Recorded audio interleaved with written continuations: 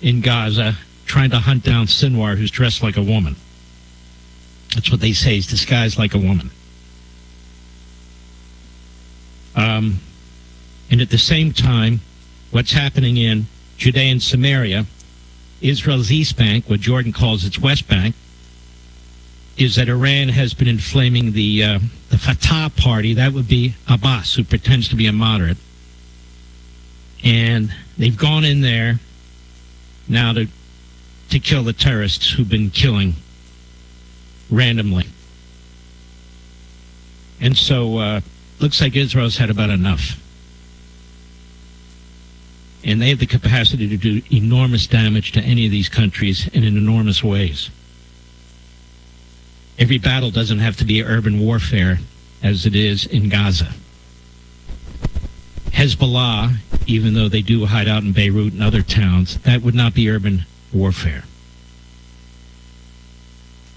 Iran would not be urban warfare. Yemen with the Houthis would not be urban warfare. They have capacity to do enormous damage. Just making the point, because I think it's very, very important. I want to give you an example of something, and I asked President Trump about this. The bipartisan immigration bill. Do you realize how ignorant the media are on this subject? That they haven't read it. It's a little over 300 pages. They really don't even know what's in it. Kamala Harris said she would sign that bill on day one. And they used this so-called bipartisan bill as a fig leaf that would have resolved everything. Not a single Republican in the House, 3 Republicans in the Senate supported it. And when it came to the final vote, even Langford, the author of it, voted no, as did McConnell, who was the brainchild of this ass-backward idea. It was negotiated in secret. We remember at the time, I believe Mike Lee was on the program complaining about that. It was dropped in their laps, and Ted Cruz told me 20 minutes after it was released, they said, no, this can't fly. And I'm going to give you 5 reasons, 5 simple bullet points on what this bill would have done. It would have done 100 horrific things, but 5 key issues. So you know what to say, more than Republicans apparently, the next time this comes up. I'll be right back. Do these 3 words make you cringe? Calcium oxalate stones. If so, then this message will be a huge relief, because now there's a kidney health supplement that has shown in laboratory tests to reduce the rate of calcium oxalate crystal growth by 99%. That's right, 99%. It's called Kidney Cop, Calcium Oxalate Protector, and nothing else comes close to its success. In fact, it has a 100% satisfaction guarantee. Kidney Cop is so innovative, it's been awarded 5 U.S. patents, is recommended by doctors and pharmacists, and is winning rave reviews from people all over the country. You can be one of them. Kidney Cop is super affordable. You can purchase affordable Kidney Cop today by visiting Amazon.com, Walmart.com, or KidneyCop.com.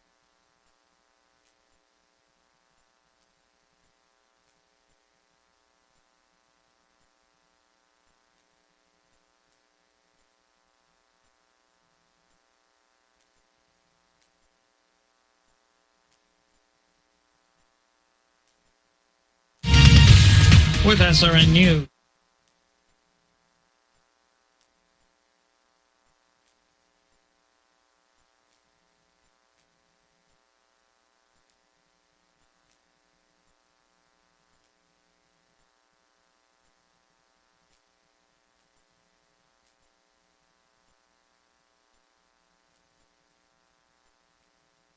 Needed to get the repeal on the ballot.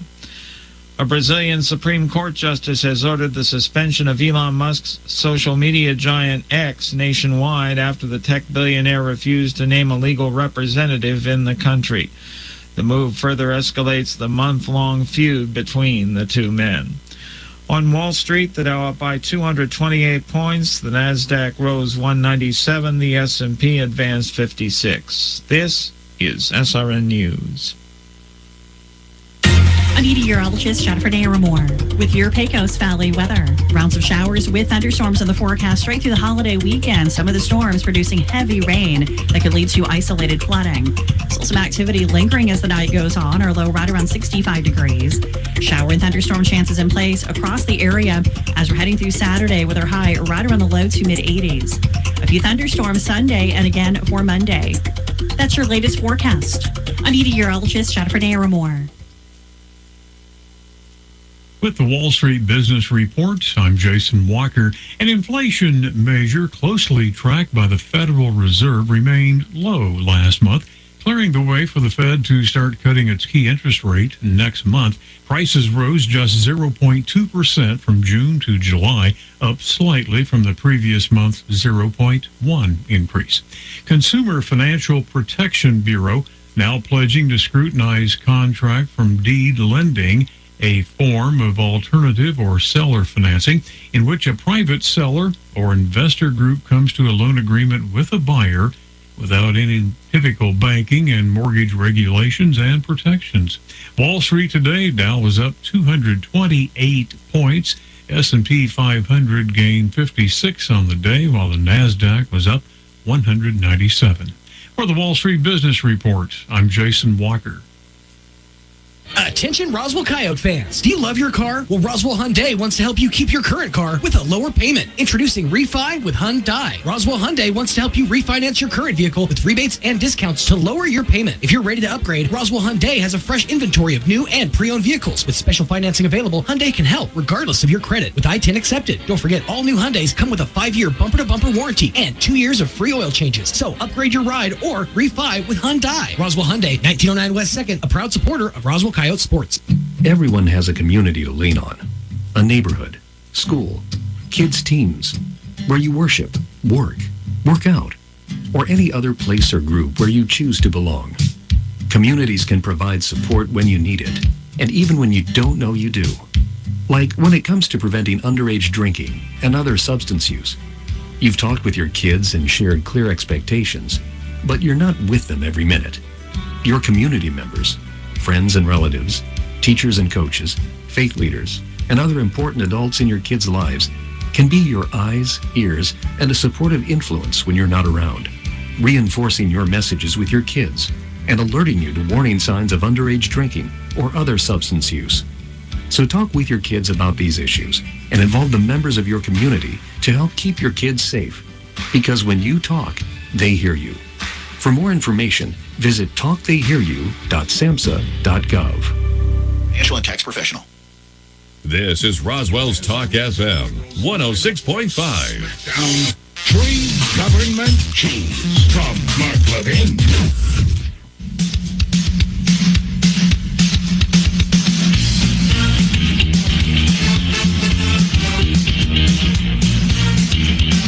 This is a special Labor Day edition of the Mark Levin Show. Plastic conservative fire. The Mark Levin Show. Call in now at 877-381-3811. Welcome back to the Roswell. The so-called Bipartisan Immigration Act, or Border Security Act, was no such thing. I'm going to give you 5 reasons, and I will post them later.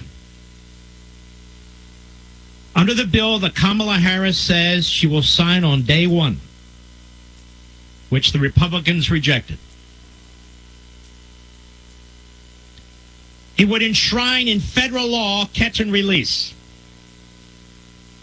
Catch and release is the reason we have millions of illegal aliens in America.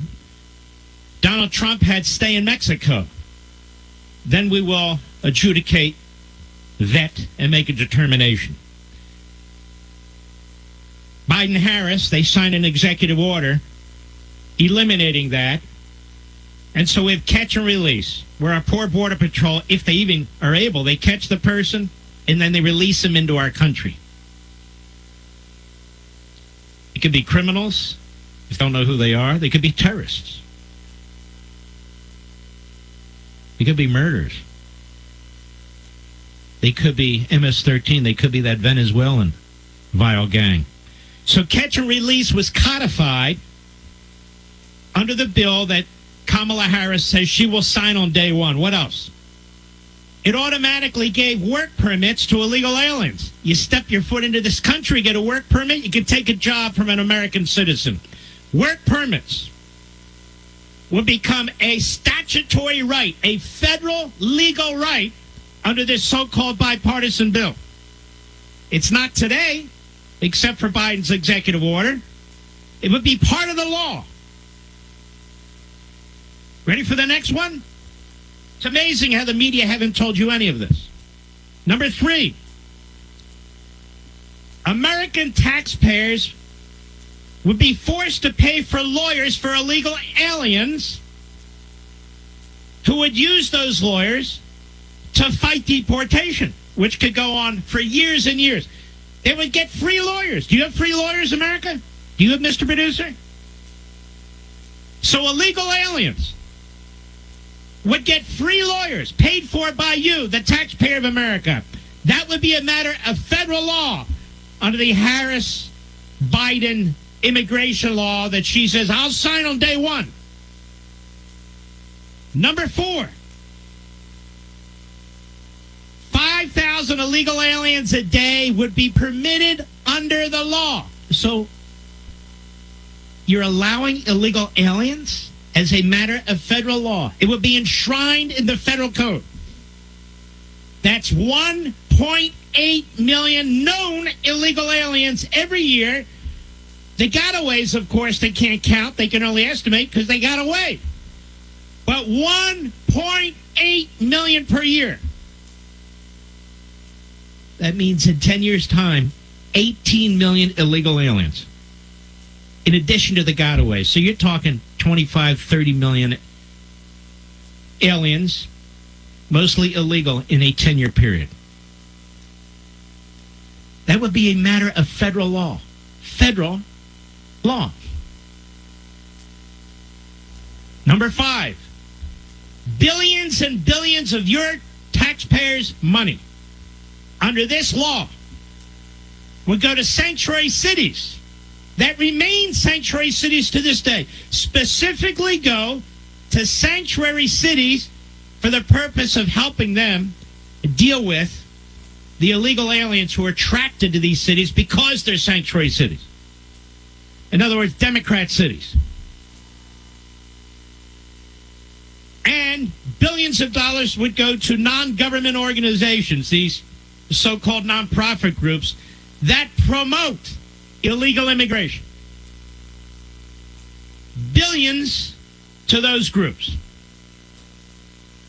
That's why this detestable Senator Christopher Murphy of Connecticut said in so many words that the border never is closed under the bill. And there's another provision under the bill, just so you know, that a president can waive all these caps and limitations if he notifies Congress. So it's a bill that does everything and does nothing. You keep hearing them say, but there's $600 million to finish the wall. It takes billions of dollars to finish the wall. That money was already put aside. Donald Trump went into court after court. He litigated against these groups. He litigated against the Democrats. He won. There were even some conservatives and Republicans who rejected what he did. I defended it. That way they can say, there's $600 million to finish the wall. The sun's going down, and the Coyotes are back in town. Welcome to Roswell Coyote Football on 106.5 Roswell's Talk FM and online at ksbptv.com. Tonight, your Coyotes are back home at the Wool Bowl, taking on the Tigers of Alamogordo.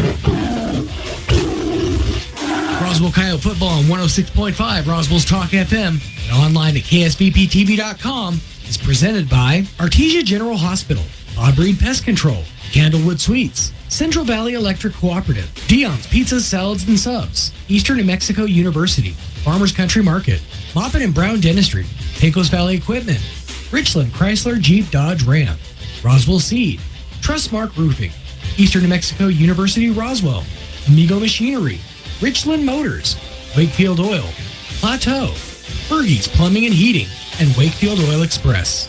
Now, a word from our sponsors. At At Richland Motors, it's never been easier to sell or trade your current car, truck, or SUV for a newer model to hit the road in. Even if you don't purchase from Richland, they want to buy your vehicle for top dollar.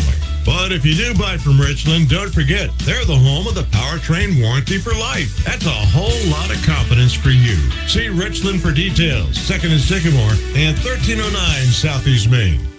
Hello and welcome to the Dion's pregame show. Kelly McDonald here with Coach Jeff Lynn, coming off a strange week of high school football, to say the least, especially for Roswell and, of course, Los Lunas and some other teams in the state. Coach, how are you this afternoon? I'm great.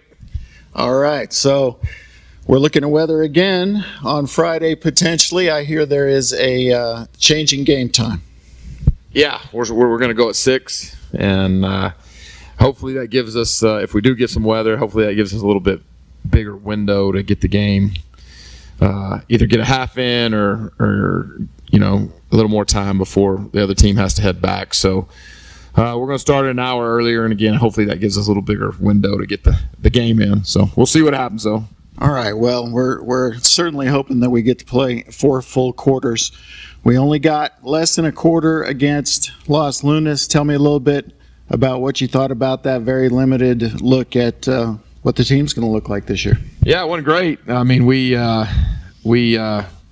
thought we played well defensively. We gave up the one long run for a touchdown, but other than that, they really didn't do a whole lot offensively. And then offensively, I thought we kind of stubbed our toe a little bit. They ran some things in the game that, we really hadn't seen them run. We've got a lot of history with Los Lunas, and they were doing some things a little bit different than what they normally do, and so we weren't prepared for that. I think we would have been fine once we were able to make our adjustments and change some things, but we didn't get far enough into it to make those adjustments, and I felt like we missed some opportunities. So special teams were pretty good for the first game, but offensively was kind of and the defense, obviously gave up the one run, so wasn't great, but I think we would have got it figured out, and I think we'd have been all right in the long run.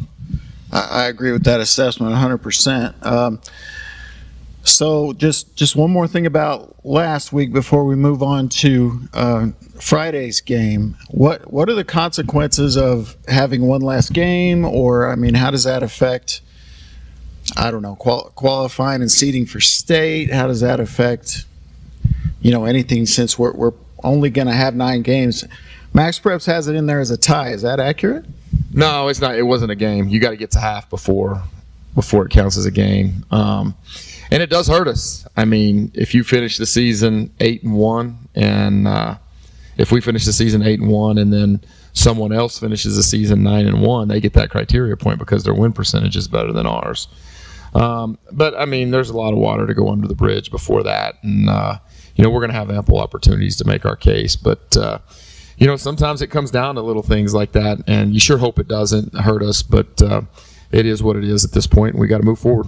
Okay, well, let's move on to Friday's game. It's going to be at home against the Alamogordo Tigers, and we already said get there early because it's starting an hour early.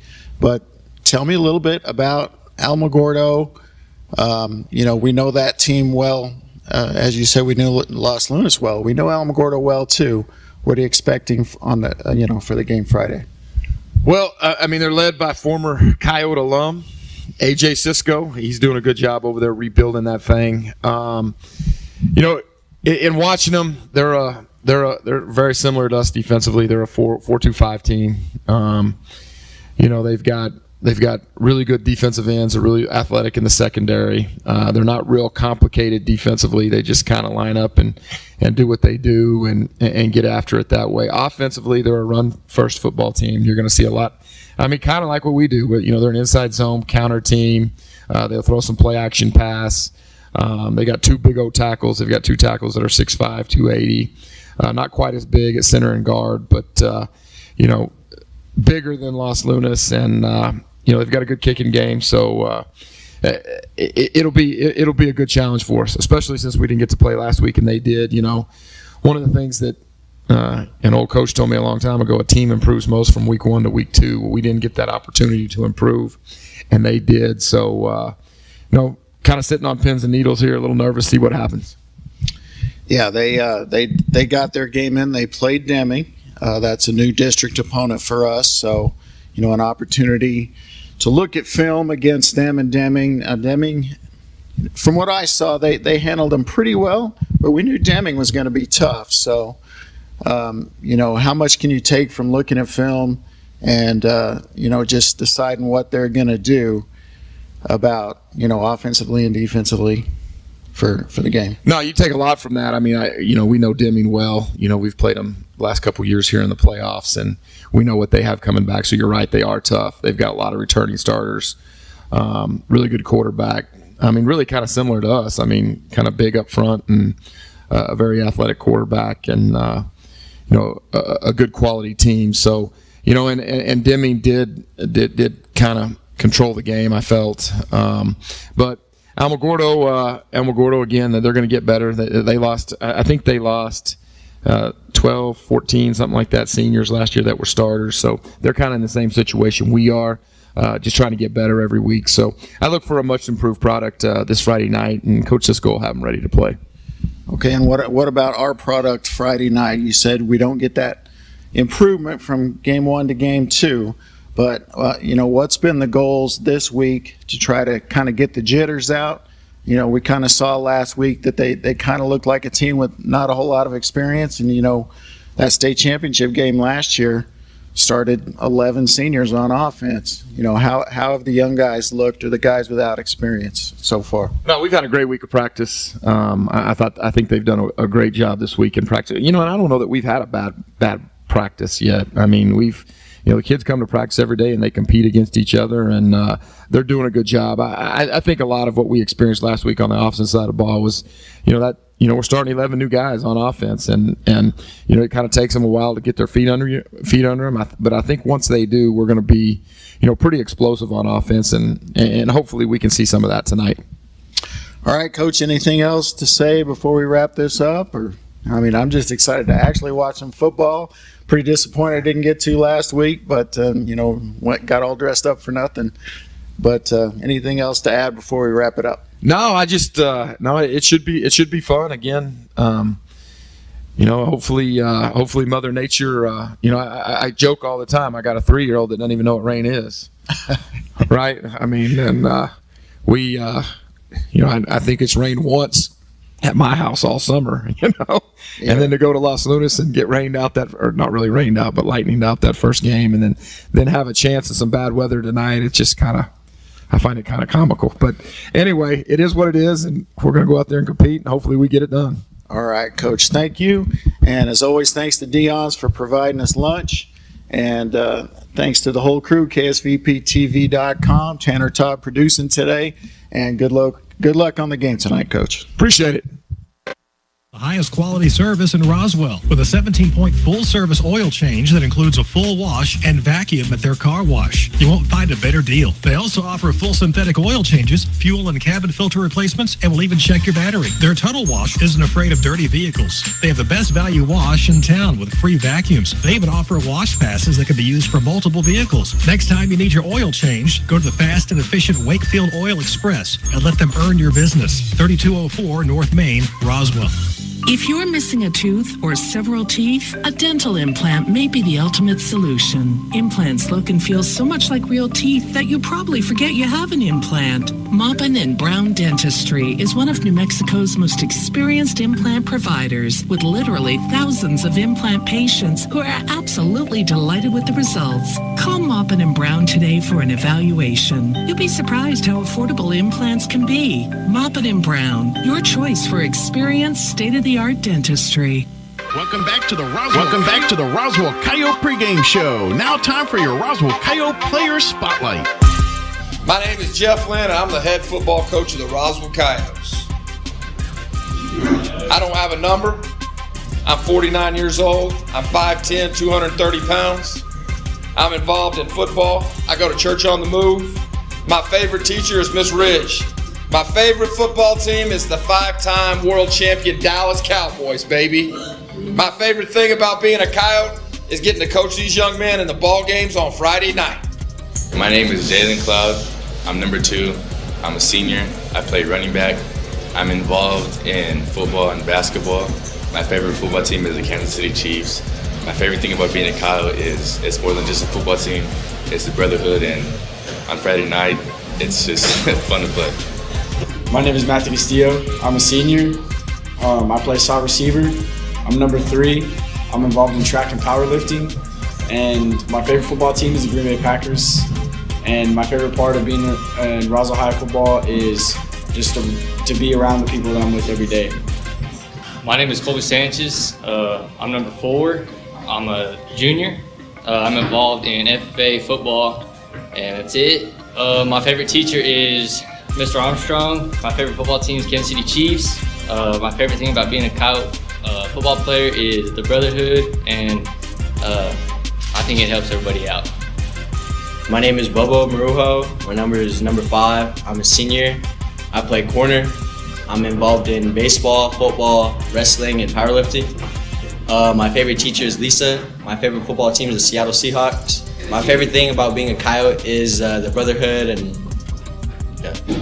So my name is Luis Godoy. I'm number 5. I'm a senior. I play running back. My favorite teacher is Coach Lynn. My favorite football team is I don't got none. And my favorite thing about the football team is being a Coyote. My name is Keegan Nichols. I'm number 7. I play strong safety. I'm involved in wrestling and powerlifting. My favorite teacher is Miss Ingram. My favorite team is the LSU Tigers, and my favorite thing about being a Coyote is just being able to play under the Friday Night Lights. My name is Mason. I'm number 8. I'm a senior. I play receiver and DN. I'm involved in football and baseball. My favorite teacher is Miss Wilson. My favorite football team is the 49ers. And my favorite thing about being a Coyote is the brotherhood behind it. My name is Andrew Padilla. I'm number 9. I'm a senior and I play weak safety. My favorite teacher is Miss Ingram.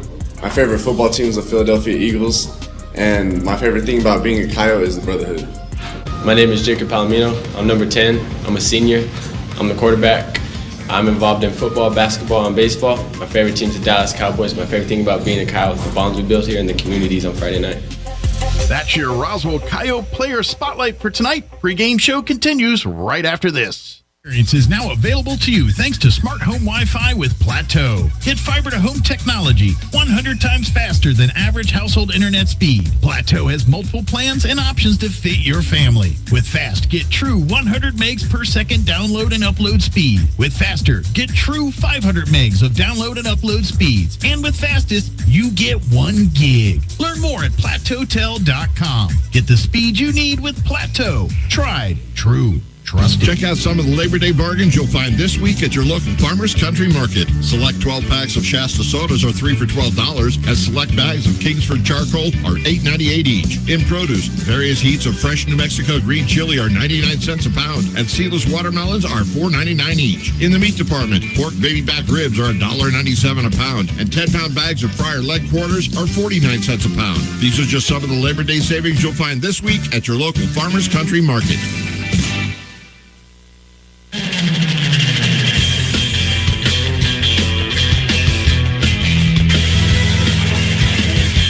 Good evening, ladies and gentlemen, and welcome to KSVPTV.com, 106.5 Roswell Stock FM. Our Sandoval Kelly McDonald live from the Wool Bowl here in Roswell, New Mexico. Good evening, Coach. How are you tonight? I'm doing great. We got a great night for football. A little early, but weather's cooperating. Look at that sky, and I am ready for some football. Yeah, it's 77 degrees, and looks like there's no precipitation at this time, so let's see if we can get a full game in this week. So the Roswell Coyotes will be taking on the Alamogordo Tigers this evening. Game time right about 5 to 6 minutes. The Roswell Coyotes they're 0-0 of a game last week against Los Lunas. In Los Lunas was canceled due to lightning.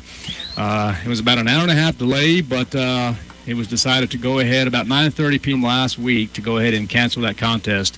The Alamogordo Tigers currently 0-1 and currently ranked 17th in the 6A classification, 31st overall in the state of New Mexico. The Alamogordo Tigers are coached by former Roswell Coyote A.J. Cisco, coming off a loss last week to Deming, 35-21. Coach, what are your thoughts on tonight's game? Well, I think it's going to be I think it's going to be a good one for the Roswell Coyotes. I think there's some frustration, with what happened last week. Not just the game getting canceled, but kind of the way we're playing. I think that, Coyote Nation's a little antsy right now, chomping at the bit. And I think it's going to be good, but I think that it may not be the most competitive game we called this year. Absolutely. The Roswell Coyotes played about 6 minutes exactly. And tell you what, kind of struggled a little bit. But, after talking with Coach Lynn over the week, and, he said it looked like we just played with 11 brand new ball players, and that's exactly what happened. Yeah, absolutely. I mean, that state championship football game last year, the last game of the season, started all 11 players were seniors on offense. Now, defense has a few returners and some important returners. I couldn't name them all, but I'll name 4 specifically, 2 on the line, Noah Lynn and Mason Greathouse. Right. And then in the secondary or behind him, you've got a guy who plays everywhere, and that's Keegan Nichols, and, of course, don't forget about Zach Carrasco. Well, I'll tell you what, one thing I failed to mention, the Roswell Coyotes, of course, did not play, we played about a half a quarter, but still went up in the rankings. They're ranked 7th in the 5A classification. And actually, I'm sorry, they're ranked number 3 in the 5A classification, ranked 7th overall in the state of New Mexico. And I know it's still early. And honestly, I know that's what Max Preps says right now, but Max Preps is still adjusting for that game last week. They took the tie off the page there for those that follow Max Preps, but it hasn't gone in on the rankings. So I'm thinking we're probably still tied for 2nd in the 5A classification with Lovington. But, that doesn't matter much right now. Neither here nor there. But, here's the thing. Question for you, Coach, and I know appreciate you doing the pregame this week. Didn't have that ability to do so. But, one of the questions I believe you asked Coach Lynn was, how is that game going to affect the Roswell Coyotes? Is it going to have any, effect whatsoever in the season? Right. Well, it has the potential to, but, when they get into those criteria points and those tiebreakers and things like that, you could run into a situation where, say, the Coyotes are 8-1. Right. But there's a team that's 9-1. Right. They'd have it over us because they played that extra game and it was a win. Now, the other side of that is, if we're 8-1 and there's a team that's 8-2, obviously we get it on that. So, the potential is there, but those kind of things sort themselves out. And the good thing about that is, at the end, you got to win your last game of the season if you want to achieve your ultimate goal. Absolutely. So let's talk a little bit about the defensive side for the Roswell Coyotes. We'll go with the starters this evening. Number 5, Bubba Marujo, is going to play cornerback this evening. He stands at 5'6", 150-pound senior, followed by the defensive end, 6'3", 200-pound senior. Number 8 is Mason Greathouse. Noah Lynn, number 71, defensive tackle, stands at 6'3", more like 6'4", 265, 270-pound senior. You're always stretching these guys. I'm telling you, man. I tell you what, I see them every day in the hallway, and it looks like they're getting bigger and bigger every day. I'm telling you what. I see them in the cafeteria. They eat 2 or 3 meals a day, and then probably before pregame, they probably eat 2 or 3 more. I'm sure they do. Number 50, Dominic Silva, defensive tackle, 6'2", 200-pound senior. On the right side, followed by number 40, Aiden Rutley, defensive end, 6'5", 240, and that's not exaggerating. And then Isaiah Aranda, number 21, playing the right corner at 5'9", 155-pound senior. Sam linebacker tonight will be the 6 foot, 180-pound senior, number 7, Keegan Nichols. And then Joaquin Bolaños wearing jersey number 11, playing the Mike linebacker at 5'11", 195-pound junior.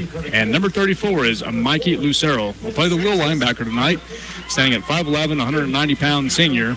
And Andrew Padilla, safety at 5'8", 150-pound senior. And then Zai Carrasco wearing number 16, 6'1", 180-pound senior.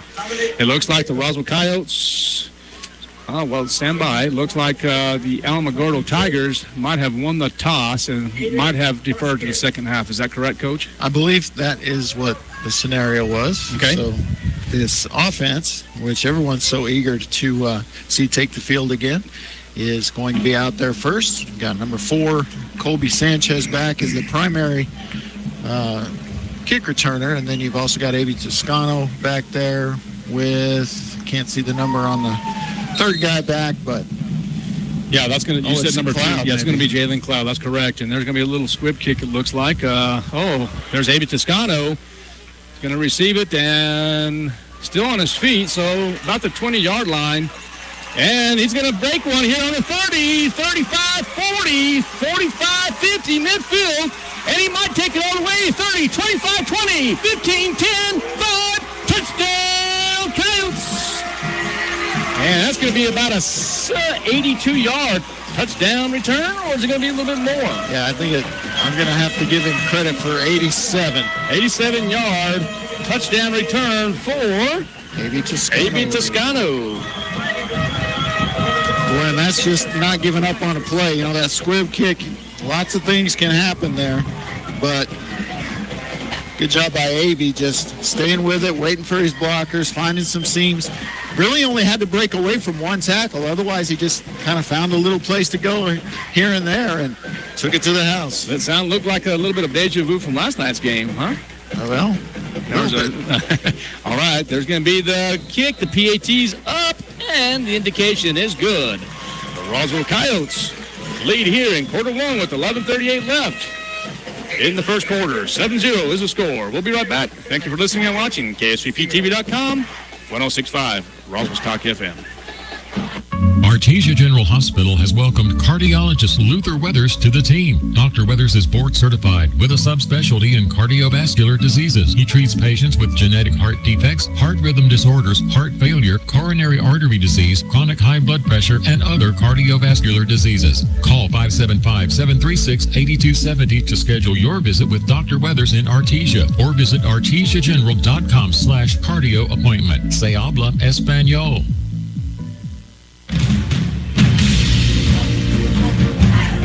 Welcome back to 106.5 Roswell's Talk FM, KSVPTV.com. You're listening to Art Sandoval, Kelly McDonald.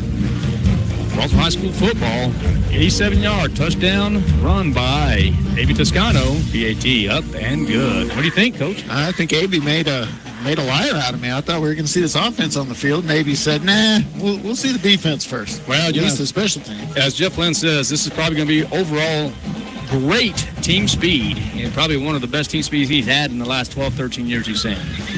And A.B. Toscano just saw that right there. Quick shout out real quick to my mentor, good friend of mine, Mr. Jack Sisko, head coach of the Roswell Coyotes, state champion in 2000. And, of course, his son's the head coach, former Roswell Coyotes, A.J. Sisko on the other side. Always great to visit with Coach Jack Sisko. Well, you know, we got a new kicker this year. We've had a great kicker the last 3 years, but the new kicker is Francisco Frankie Lara, and I'm told that he might go by Frankie the Leg Lara, and he showed it there with the touchback on the kickoff. Well, we talked about the defense here for the Roswell Coyotes. In a moment, we'll talk about the offense, but let's switch gears here to the Alamogordo Tigers. The quarterback is going to be number 7, Josiah Quinlan. He is the 5'11", 160-pound senior. Let's see what's going to happen here. It's going to be pistol formation. No, it's going to be shotgun right. And there's going to be the quick handoff. And Mason Greathouse all over that. I'm not sure. Maybe a gain of 1, if that. They're going to say a loss of 1. It's going to be a loss of 1. Okay, so it's going to be 2nd down and 11. Working in the middle part of the field. And I believe that's going to be number 30. That's going to be Dylan Herringrader. I'll tell you what, Zach Roscoe introduced himself to Dylan on that one. Yeah, Dylan Herringrader. Is that how you're going to pronounce it, Coach? That's a good German pronunciation there. I was going to say Herringrader, but if you want to go Herrigan. Yeah, did you like that? You kind of noticed that. Yeah, okay, well, okay, here comes Quinlan. He's going to, in trouble, going to the left side. And looks like it's going to be incomplete. The intended receiver was number 12, Nathaniel Best, the 5'11 junior. Yeah, and that's a good coverage by Bubba Marujo. But it is going to bring up 4th down and about 6. So this will be a punting situation for Alamogordo. The punter, actually, it's not listed here. Yeah, I noticed that, but I do know that number 3, Matt Castillo, is about the 45-yard line, and short kick. And it's going to be a short kick, and really going to be a pretty good punt. Oh man, they really got the roll out of that. It's going to roll all the way to the 28, no return. All right, let's switch gears real quick. Talk about the offense for the Roswell Coyotes. Can go left to right. Wide receiver, number 4, Colby Sanchez, stands at 5'8", 150-pound junior. Left tackle is number 79, Isaiah Trujillo, 5'10", 260-pound junior, followed by number 74, C.J. Kennard. Left guard, 5'9", 285-pound junior. And the center tonight will be number 54, Matthew Avitia, 5'8", 200-pound senior. And the right guard is 5'9", 200-pound senior is number 75, Edgar Sotelo. And Ethan Lopez will be the right tackle at 6', 250-pound senior. The Roswell Coyotes in pistol formation. We'll hand it off immediately, and there's going to be positive yardage. And I believe that's going to be Jalen Cloud. Will gain about 5 yards, maybe some more than that. Let's see, you're the official. Yeah, I've got him for 8, actually. 8 yards, okay. That's a good first down run. Let's see if they go conservative here or if they go for something here on second short. 2nd and 2 from the 36, right hash.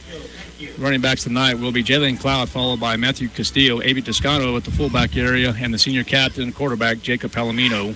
Stands at 5'11", I think more like 6 foot. Going to go to the left side into the flat area, and it's going to be caught, and it will be a first down. And let's see where the white hat will give credit. It's going to be Noah Estrada. What a great catch it was on the left side. Yeah, kind of bobbled it a bit, but reeled it in for the first completion of the game. And about 9 yards, so 2 pretty good offensive plays to start with. One in the running game, one in the passing game. That's what they'd like to see, is some balance on offense. 4-man front defensively for the Alamogordo Tigers. Let's see what Palomino will be doing here. We'll get back into pistol formation. 1st and 10 from the 45. Left hash. Getting some direction from head coach Jeff Lynn. It's going to be speed option, and it looks like it will be given to Cloud. Lose a yard? I think it's going to be maybe a short gain of 1. Let's see what the official will say here. I think they're going to call it no gain. It's going to be 2nd down and 10 from the 45 once again. To me, from this angle here, it looks like he's lost 1. Yeah, I'm going to have to say 2nd and 11 if I'm doing the clock. That play didn't work out too well strung out there by this Alamogordo defense. I'll talk about the starters here for the Alamogordo Tigers here in just a moment. It's going to be 2nd down and 10 from the 45. Kyle's working left hash once again.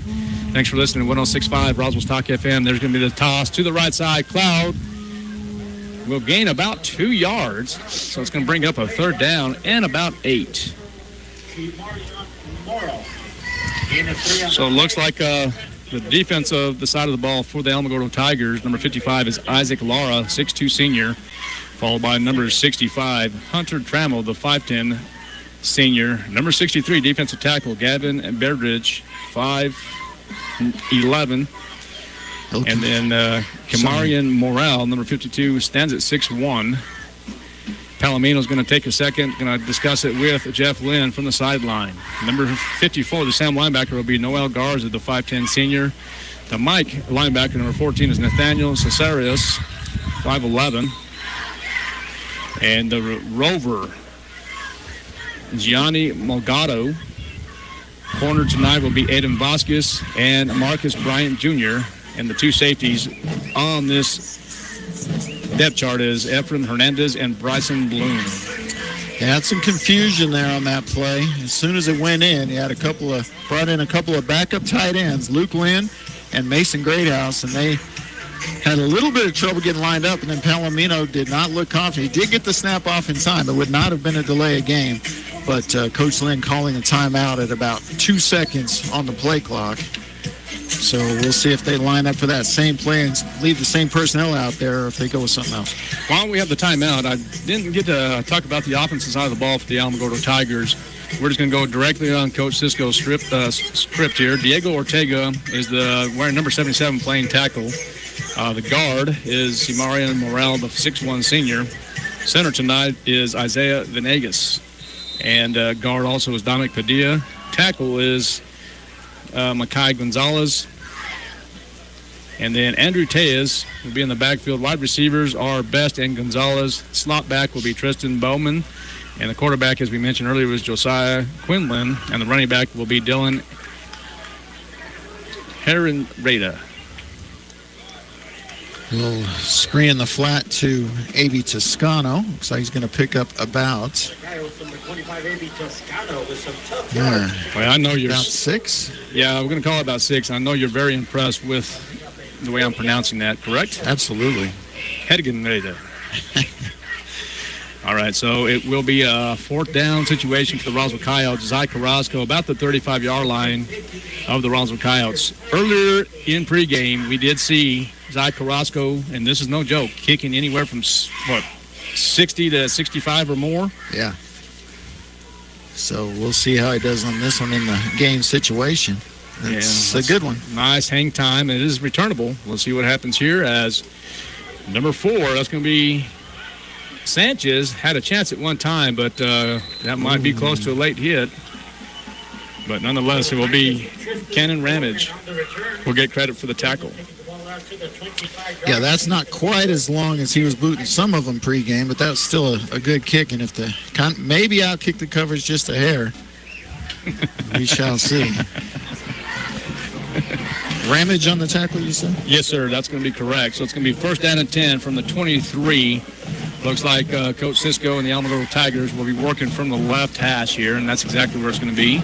7-0 is the score as the Roswell Coyotes do lead here in quarter 1. 7:28 remaining here in this first quarter. The quarterback for the Alamogordo Tigers will be number 7, Josiah Quinlan, a 5'11 senior. It's going to go ahead and hand that off, and looks like we have a couple of Coyotes. I do see Zy Carrasco, and I think that's number 71, Noah Lynn. So I think Noah Lynn will actually have the initial hit first. The assist will be from Zy Carrasco. 2nd down and 7, so gain of 3 for Alamogordo. 7 minutes approximately left in quarter 1. The quarterback once again is Josiah Quinlan. 2-man out on the top of your screen. There's going to be the snap, and once again it's going to be handed off, and there will be a flag. Yeah, flag comes from the secondary. Back in towards the line. Let's see what the white hat says. Holding on the offense. They'll take that penalty. So I'm seeing at the initial Alamogordo Tiger, I believe that was going to be Devin Barris, the 5'9 senior. But that will go back. You're going to go 5 yards? No, they're going to go 10. 10 for holding. Yeah, 10 for the hold. Okay, that's... Looking at my script here, so yeah, holding call will be 10 yards, so it's going to be shotgun right for the Alamogordo Tigers and Quinlan. Dropping back to pass, it looks like Ace Green, and he will have an eligible receiver, and it looks like number 30. That will be Dylan Hedringer.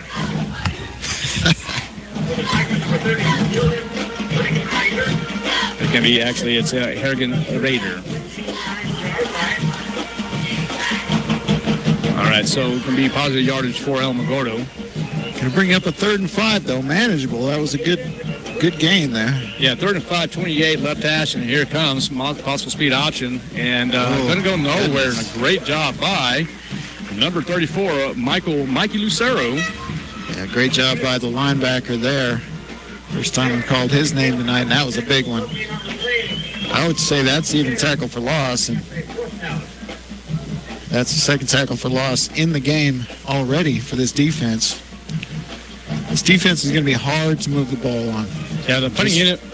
Go ahead, Coach. I'm sorry. That's right. Just saying that now, and that's Castillo back, little senior. See what he can do. Well, it's going to be a nice punt, and let's see if it's going to be returnable. And did it hit a Roswell Coyote? Let's see if it goes out of bounds, and it does. So 2 kicks, no returns yet. Nice punt. Yeah, that was a good punt. But good field position for the Roswell Coyotes here. All right, 7-0 is the score. Roswell Coyotes do lead. Got on the board with an 87-yard touchdown return by Ava Toscano, and the PAT was up and good.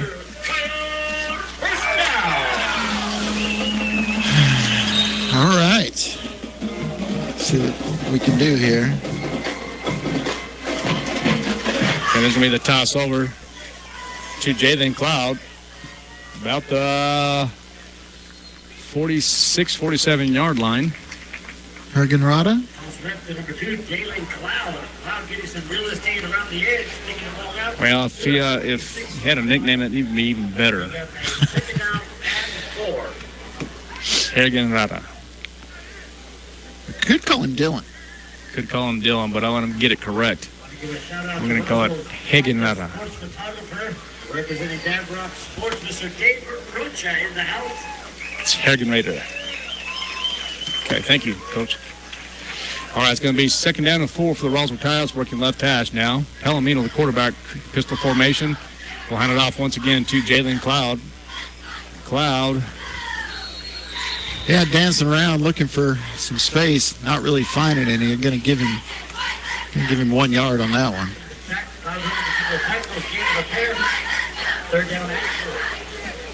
It's going to bring up 3rd down and 4.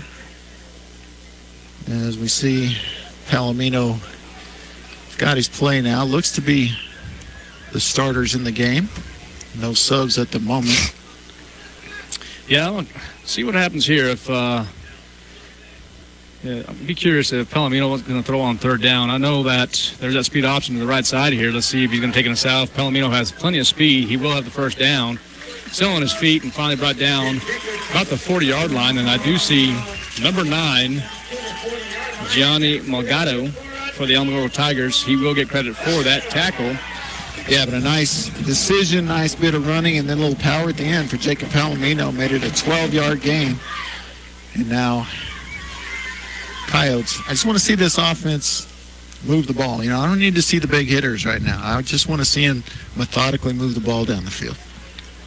Okay, 1st down and 10. 40-yard line, right hash, and here goes the Roswell Coyotes once again. Palomino will drop back in the flat area, and it's going to be incomplete, but I tell you what, he threw it. Shouldn't have been thrown. It shouldn't have been thrown. It could have been intercepted.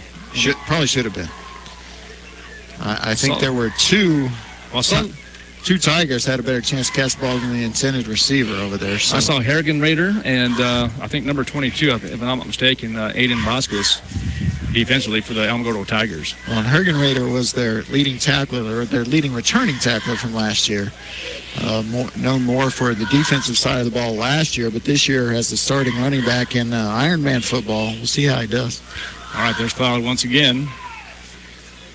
And we'll get positive yardage there. Going to give him 4 on that one. And yet to see Jalen break one. You know, here in a minute, Coach, as we talk about, usually about this time, if not the second quarter, we'll talk about 6A classifications, rankings for 5 and 6A, and if we have a chance, we'll talk about 4A. Look at like Alamogordo currently, and I'm not sure was this is Max Prep's week 2. It is, so Alamogordo coming in 17. Go back in the flat area, and again, that's a little slip screen there, it looks like, huh?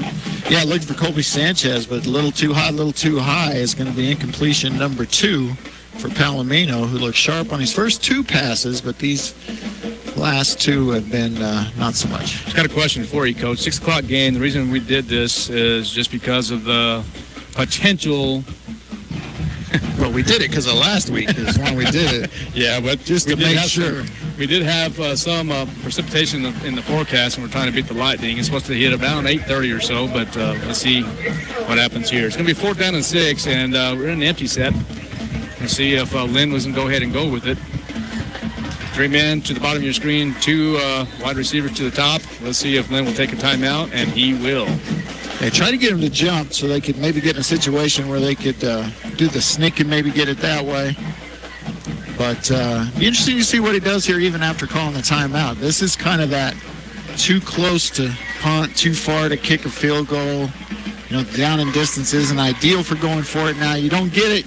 You know, it's not just terrible field position. I expect him to go here.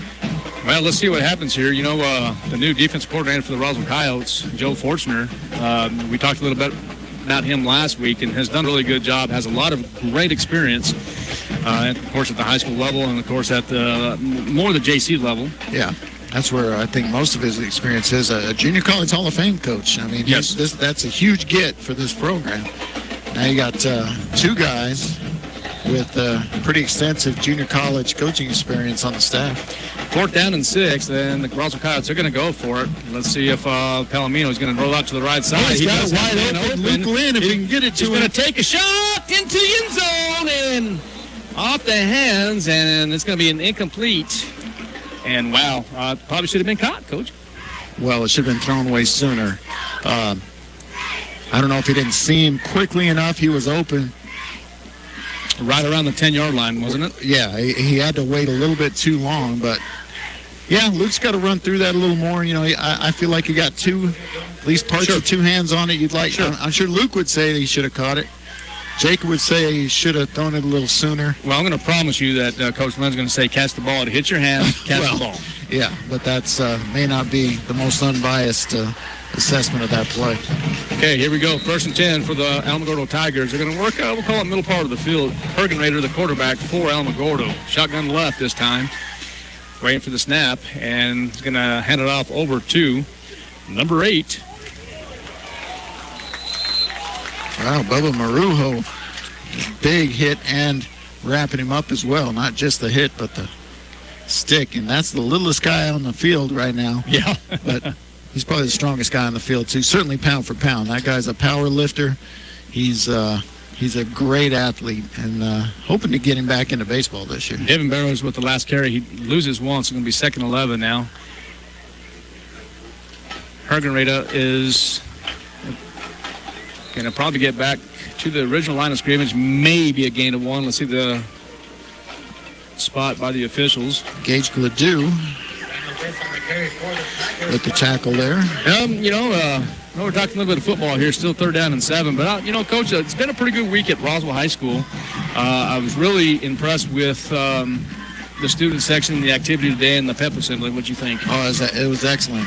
Great job there by Mr. Estrada, the student council, the cheerleaders, the dance team, just everybody. It was a good time. Well, it's going to be quarterback follow. And there's Hergenrader, and he's going to be close to the 1st down, if not the 1st down. Very impressed with Hergenrader. Well, that was Nathaniel Best with the carry there. Oh, it was. I'm sorry, Coach. I didn't see the number on that. Yeah. Okay, so. And it looks like Best has come in at quarterback, and they did this last week too. They alternate the quarterbacks, so yeah, we'll see how the junior Best does. Good size quarterback, 6'1", 185. And you did watch a little film this week, didn't you, Coach? Just a little, not as much as I anticipated to. Yeah, I usually like to. And that's going to be Hergenrader. Yeah, Hergenrader, I think, is going to get the bulk of the carries today, barring injury or something like that. First tackle of the game for Andrew Padilla from his safety position, bringing up a 2nd and long 6. Yeah, under 1 minute now. Coyotes do lead 7-0. Alamogordo ball at midfield or so. And once again, that's going to be number 30, Dylan Hergenrader.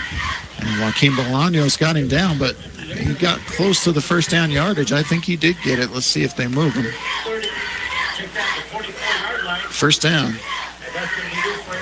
So best offensive series so far for Alamogordo, as they've picked up 3 first downs now.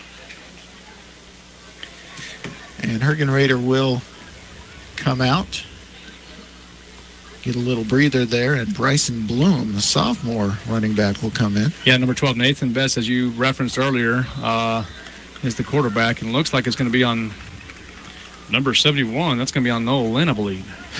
He tried to stand there. Everyone else backing up, they knew it was on him. He knew it was on him. He thought, well, then maybe they drew me off. It's going to be 1st and 5 now for the Alamogordo Tigers. Licking his chops there.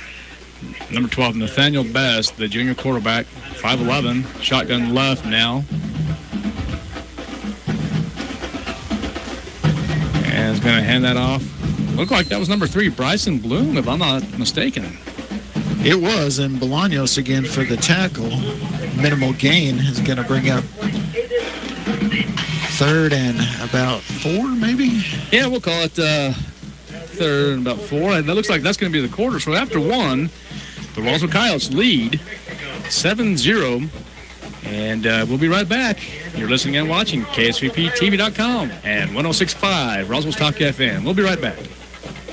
Attention Roswell Coyote fans. When you have a history of greatness, the real challenge starts after the finish line.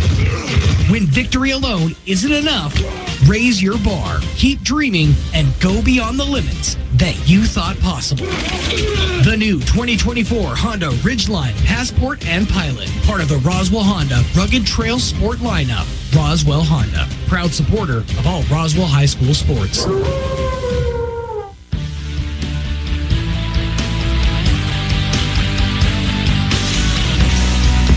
Welcome back to Coyote Football on 106.5 Roswell's Talk FM and KSVPTV.com. Art Sandoval, Kelly McDonald here at the Wool Bowl. Beautiful, beautiful evening. Right about 77 degrees. Perfect. Light breeze. And I tell you what, just a great crowd here at the Wool Bowl. A couple shout-outs real quick. Congratulations to Savannah Romero and her volleyball team as they took on the Lady Wildcats out of Lovington last night. 1 in 3 sets. Lady Coyotes look sharp. Currently 1-1 on the year. Time for her to relax tonight and probably go back to work tomorrow. All right, 2nd and 5 from the 38, and it is going to be Tiger ball.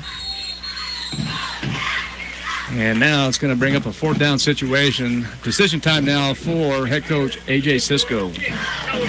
Yeah, but Bolaños again in the middle of that scrum. And similar situation that the Coyotes were in. I mean, you don't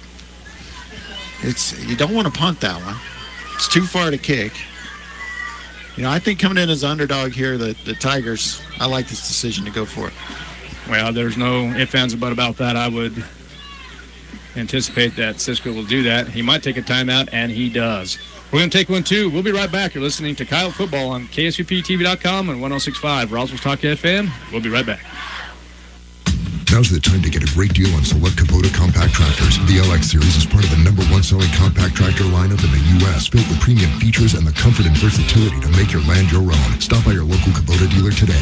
Right now, bring home select Kubota equipment for 0 down, 0% APR for up to 84 months, or save up to $2,300. Now through September 30th. See us or go to KubotaUSA.com for full disclaimer. Visit your local Kubota dealer, Amigo Machinery at 2801 Southeast Main Street in Roswell.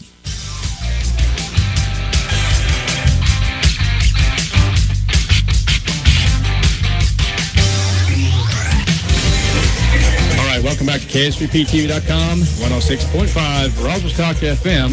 We're going to get some confirmation here in just a moment. We're just going based on Max Preps, the varsity football roster. Looks like we might have some numbers that might be different. It looks like number 2 might be best, is my understanding now. So we'll see here in just a moment. All right, 3rd down and 5 for Alamogordo. And let's see here. I think that's number 12 now. So that's going to be Nathaniel Best, according to the roster here. So let's see what happens here. We'll find out who number 12 is officially. So now we have the 4th and 5 that we were talking about after the the quarterback keeper there for no yards. Gage Gladue, the backup. Well, what do they list Gladue as position-wise? Linebacker, so.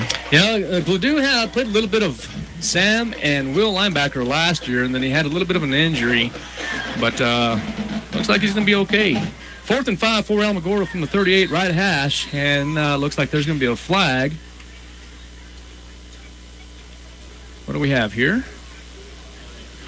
It's going to be on Alamogordo.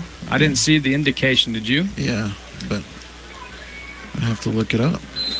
Oh, they're going to say delay a game. Okay.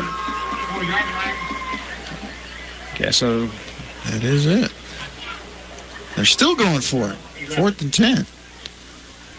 All right, so number 12, the quarterback, rolling out to the left side, in trouble. And Joaquin Bolaños is going to make sure he does not get it. and he doesn't. So it's going to be a turnover on downs for the Alamogordo Tigers, and let's see what the Roswell Coyotes will do here in the second quarter. Roswell Coyotes lead 7-0 with 10 minutes and 19 seconds left here in the first half. You're just now turning in to 106.5 Roswell Talk FM and KSVPTV.com. The Roswell Coyotes got on the board in the first quarter on an 87-yard touchdown run by Avi Toscano, and the PAT was up and good. Opening kickoff. I mean, since then, it's been a little quiet offensively. All right, Palomino, the quarterback. Looks like they're going to try speed option here, and they will deliver. And Cloud in trouble and will lose a few yards there on that play. Yeah, -4. That just strung out nicely by the Tiger defense. And Coach Lynn very unhappy about something. Second down. Yeah, it's going to be about second down. We'll call it 14. I'm not sure if there's a flag. What are we doing here? On the play here, as we're scripting, I may have missed a... Yeah, well, there was a flag that I just saw him pick up. Shot block. That's going to be a biggie. So the play didn't happen, so there's no -4.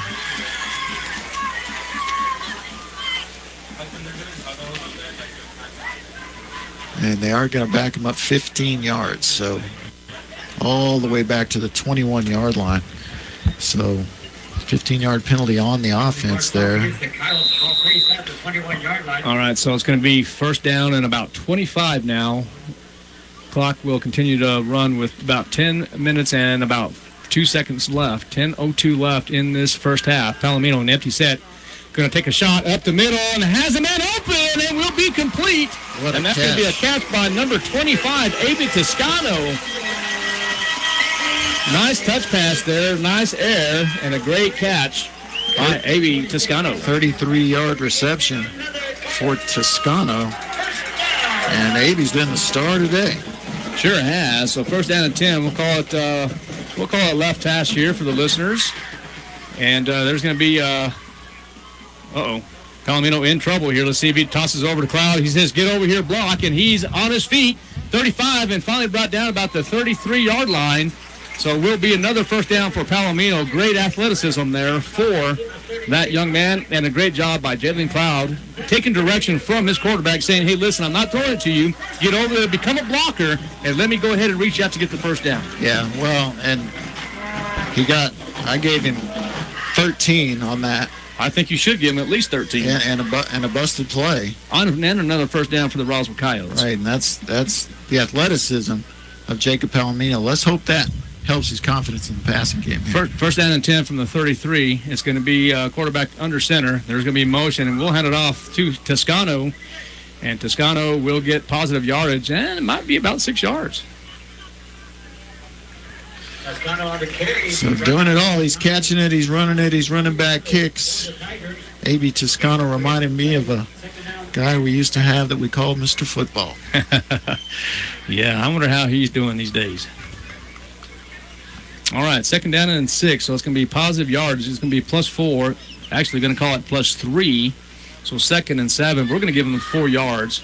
Pistol formation. We'll hand it off once again. This is to Cloud up the middle, and we'll have positive yardage on his feet.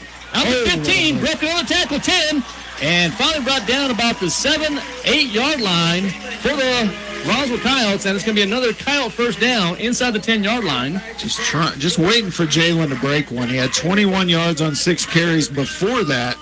Got 21 yards on that play, so up to 42 now on 7 carries. And that's the Jalen Cloud we need coming out of the backfield. All right, so for the Roswell Coyotes, it will be quarterback Jacob Palomino in pistol formation. Has the man in motion. We'll hand it off to number 24 this time, and Nathaniel Lujan. Lujan, the junior, is going to pick up a yard, maybe? Yeah, that's what I'm going to say, 1 yard. So it's going to be second down and about 9. We're going to call it from the 7-yard line. We'll call this middle part of the field, at least from my angle here, Coach. It's going to be interesting to see what Palomino does here. If he's going to roll out to the right and throw left, or if he's going to hand it off to Cloud once again. And he is going to hand it off. No, he's going to roll to the left side. And there's a man open. And it looks like Matt Castillo was wide open, but the ball was thrown a little behind. Probably needs to cough up the ball a little quicker. A little quicker. Same thing that happened on the would-be touchdown earlier. You know, if he can just pull the trigger a little bit quicker, he'd have a couple of touchdowns. But still some chances here. You know, of course, this is Palomino. He's the starting quarterback this year. As you know, he's going to need some reps. He's going to get there. Yeah. 3rd down and 7. Let's see what Palomino does here. Abe Toscano in the backfield. You do have Colby Sanchez on the bottom part of your screen with motion. And there it is. It looks like number 2 is going to be in for the touchdown, and that's going to be Jalen Cloud from 7 yards out. So Jalen Cloud will get in for the first touchdown of the year for that young man. First of many, I assume. First of many. And now it's going to be number 15, Francisco Lara, will kick the PAT. There's the snap. And let's see what the indication is. And it's going to be to the left. PAT fails, but the Cows do lead 13-0. We're going to take a break. You're listening and watching KSVPTV.com, 106.5 Roswell's Talk FM. At Richland Motors, it's never been easier to sell or trade your current car, truck, or SUV for a newer model to hit the road in. Even if you don't purchase from Richland, they want to buy your vehicle for top dollar. But if you do buy from Richland, don't forget, they're the home of the powertrain warranty for life. That's a whole lot of confidence for you. See Richland for details. 2nd and Sycamore and 1309 Southeast Main. Welcome back to KSVPTV.com, 106.5 Roswell's Talk FM. 7-yard touchdown run by Jalen Cloud. PAT fails. Cows do lead 13-0 with 7 minutes and 5 seconds left here in this first half. Cows look good. And let's see what the Alamogordo Tigers will do here. Talk about Alamogordo a little bit. Did they get into the Starburst a little bit? Starburst, excuse me? They do run the Starburst, so we got to be aware of that. And Coach, I didn't see any of that on film earlier, and I'm not saying let's see if they go into it right now. I do see number 19. They're going to try to go into it, but no. Yeah, Kyle's just down there too quick. And it's number 22, and that is Rendon Duran with the special teams tackle. For the Tigers, number 22, Aiden Vasquez. That's Aiden Vasquez. Number 22 for Alamogordo. 22 tackling 22. Yeah, the 5'9" junior. Yeah, Coach, let's talk a little... well, you know, Alamogordo's talking to Coach A.J. Sisco right now, but let's talk a little rankings right now. Let's talk 6A football. What do you think? Let's do it. All right. Tell me what you think about the top 10. Well, 6A football, I think you've got a team that's kind of in a class by itself right now, and that's La Cueva Bears. You have some very good teams behind them. Las Cruces, Centennial, Cleveland, Rio Rancho, Volcano. They're all pretty good. I just don't think they're on the same level as La Cueva right now. We'll see as the season progresses, but they're definitely the leader in the clubhouse in the early going here. All right, it's going to be a handoff to number 30 once again, Hagen Raider. You know, I'm going to tell you, Coach, I'm really impressed with the Alamogordo Tigers. They're really playing pretty soundly. I'm kind of impressed with the defense. I could be wrong, but what I'm seeing look pretty sharp. Well, they're a solid team. I mean, this is, and the thing about them is they're not real experienced. This is a pretty young team. And, oh, boy, that's a good keeper. Well, that's Best at quarterback, and he will have the Alamogordo, another Alamogordo first down. Tackle made by Mikey Lucero. Coach, I think Bubba Marujo may be hurt. Oh, really? I didn't look he's not out there. Is he up there? And he's not out there now, and I thought I saw 5 on the sideline with his helmet off. Well, I'm just trying to find... There's 5 on the sideline. Okay, well, we'll see what happens here. So, Best will be the quarterback, and there's a bad snap. I'm sorry. That is not Best. That is number 7. That's going to be... That's Josiah back to Quinlan. Yeah, so he started the game at quarterback, and now he's back in. Again, they're gonna rotate some quarterbacks. They did last week. They will again. And Coach Lynn's asking why that's not intentional grounding, but I thought it was a great job by Quinlan to scoop that ball up, throw it out of bounds, past the line of scrimmage with people in the area to avoid a big loss on that play. All right, it's going to be second down and 10 from the 38. 13-0 the score if you're just now tuning in to 106.5 Roswell's Talk FM. 5:56 left here in this first half. Beautiful evening, 77 degrees, light breeze going to the south side of here. It's Alamogordo's ball. Waiting for the snap, and another bad snap. Quinlan in trouble. Going to roll out to the left side. He's going to take it himself. He's going to go back to the middle part of the field and finally brought down. I think that's number 7. That's going to be Keegan Nichols. Yeah, whose name we have not called too much in the game so far, but a great saving tackle there. Keegan Nichols, as you referenced last week, Coach, in the game against Los Lunas, could be one of the best in New Mexico. It's going to be third down and 5. And that's going to be a handoff once again. But no, it's fake the handoff. Going to be a keeper there. So maybe it was just a little bit of a read there. I'm not real sure if that was called or if he was actually reading. I didn't see that. But that's going to be Josiah Quinlan once again. Yeah, Noah Lynn able to get him down after he read it. So we do have number 5 on the sidelines in street clothes. 4th and 2 now as Quinlan going to get some direction from A.J. Cisco.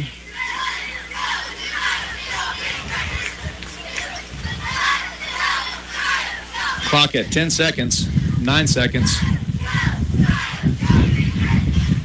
Quinlan, shotgun right. Try to jump him off sides? No. They're running it.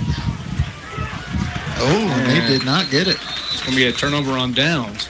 Nice play by Mikey Lucero. Has had a couple of tackles on this drive and 4 already in the game. So the offensive group will come on the field for the Roswell Coyotes. 5A football, talking about the top 10. Number 1 coming in at 1-0 is the Artesia Bulldogs, followed by the Roswell Coyotes. And then number 3 is Deming, Lovington, Mayfield, Goddard at the 6th spot. Gaston at 7, 8 is Valley, 9 is Highland, and Santa Teresa at the 10th spot. Yeah, that 5A ranking is just basically District 2 and then District 1. It's going to be that way all year. Jalen Cloud on his feet and could break one, and it's going to be close, but finally brought down about the 25-yard line of the Alamogordo Tigers. So it's going to be another first down for the Roswell Coyotes. Another 21-yard carry for Jalen Cloud. And just showing the speed and the moves on that play.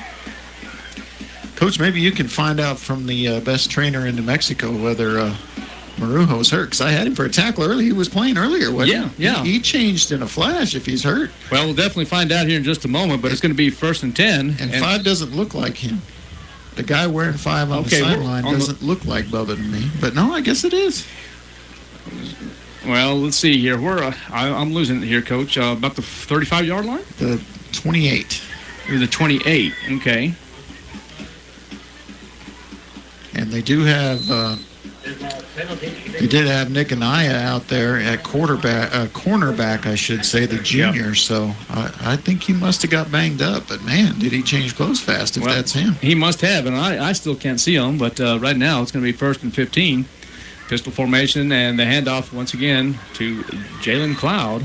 We'll find out. We'll get an update here in just a moment. I have not seen the tent go up yet. Have you? No.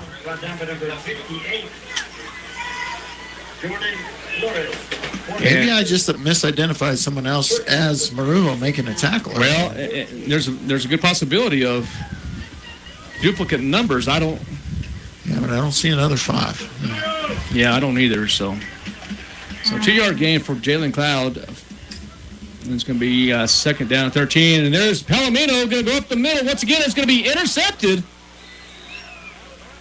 by Alamogordo. And that looks like number 9, if I'm not mistaken. That's going to be Gianni Mogado.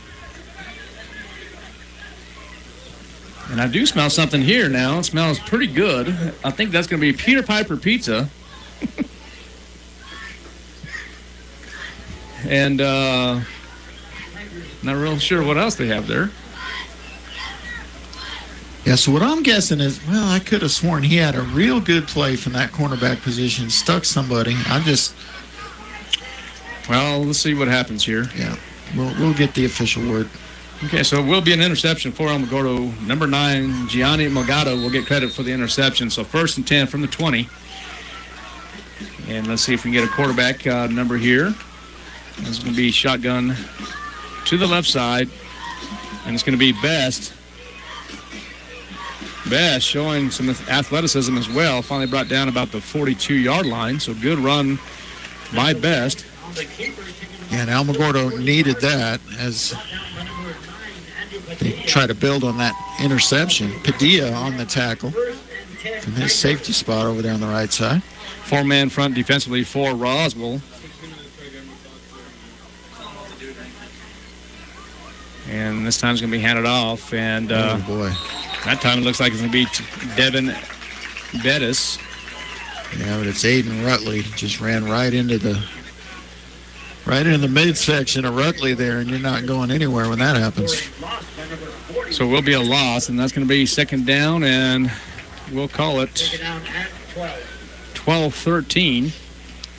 Already 4 tackles for loss in the game by this defense. All right, Best going to go up to the line, taking direction again from head coach A.J. Cisco.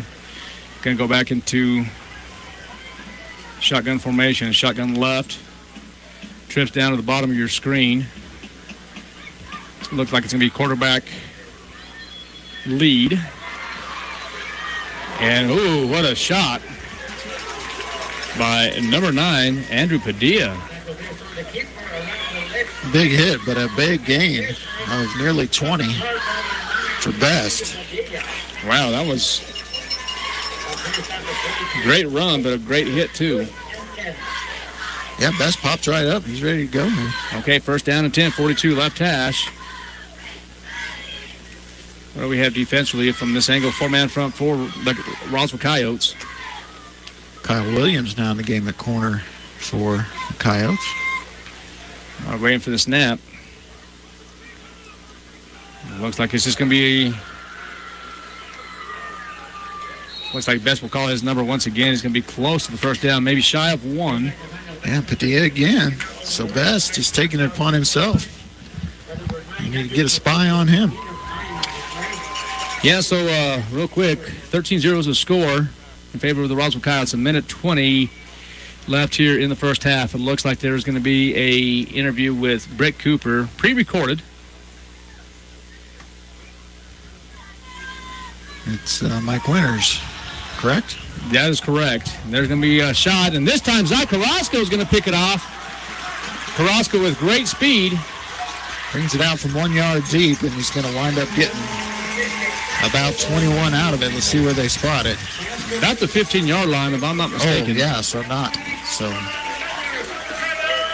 Well, it's not another Coyote 1st down. It's going to be a 1st down due to the interception. Yes, it will be. So just approximately 60 seconds left here. 3rd turnover of the half forced by this defense. Interception and 2 turnovers on downs. Colby Sanchez, top of your screen. Looks like Palomino will be under center with motion. And there's Abe Toscano on his feet. Going to make one there. 30-yard line, 40-yard line, and finally brought down about the 44-yard line. So good job by Abe Toscano. Tell you what, turn on the Jets there. Yeah. Shout out to Colton Cisco as he is listening. 28-yard carry. Former quarterback of the Roswell Coyotes back in the day. Wish you well, my friend. Hope you and the family are doing well. I think it's my understanding he's in Nebraska now. Okay, 1st and 10 from the 44-yard line. 51 seconds left. Left hash.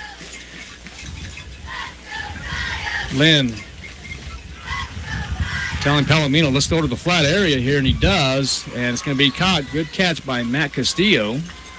I'm going to say inbounds, rather going to say run the clock, so they will run it as soon as they get it down. 6-yard reception. They're going to call it second and about 4 or 5 yards. No huddle. Palomino going to take a shot and will overthrow it. Yeah, that's as much to stop the clock as anything, I think. Mm-hmm. I like the play call there. So first catch the game for Castillo on the previous play. Castillo standing just 5'4", 140. But he can do some damage out there. So now we're down to 39 seconds here in the first half. Coyotes trying to get something on the board here from midfield. I don't know if they have a timeout left. I think they do have one left. That's what the scoreboard says, what I have as well. Well, I'm seeing what Coach Jeff Lynn is talking about there. He's talking to the White Hat. Not happy.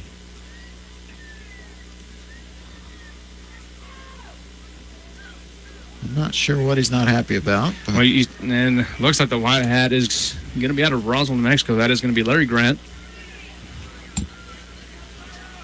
I believe so. Oh, no, there's Larry. We're here on the north side. Yeah, I think it's Dwayne Brown. It is Dwayne Brown. I'm sorry. It is Dwayne. Roswell crew, nonetheless. Yeah, Larry Grant's on the 27-yard line here on the north side of the Wool Bowl. They're going to reset the clock here. Looks like they're going to set it. I'm not sure. You have your binoculars, Coach? They're going to say 50 seconds? Yeah, that's about right. Although I believe it was an incomplete pass, and the clock continued to run. Is he saying 30 seconds or 20 seconds? Well, clock is showing 3 seconds. They're not going to do that. No, I think they're going to try to put it at 30 seconds, but let's see. Okay, so Palomino came down to the sideline real quick, talked to one of the assistant coaches, helping with the offense, Derek Gomez. Oh, no, I think they're going to call it at 2. They're still trying that's to not figure it. it out. There's 30 seconds on the clock. I think we're ready to go. There it is. 30 seconds, as we talked about. Dwayne Brown, the White Hat here. I think that's about right. No, that's right. Okay, here's Palomino rolling out to the left side, and we'll have A.B. Toscano in the flat area. Great catch. Yeah, but he goes down inbounds. Palomino needs to turn those shoulders a little bit more as he's rolling out. Hurry up offense, as there's only about 14 seconds left. Let's see if he gets into the spike situation. He does. Stops the clock. And Jeff Lynn is hot once again. And they have used their last... No, they didn't use their last timeout. And Coach Lynn is very upset.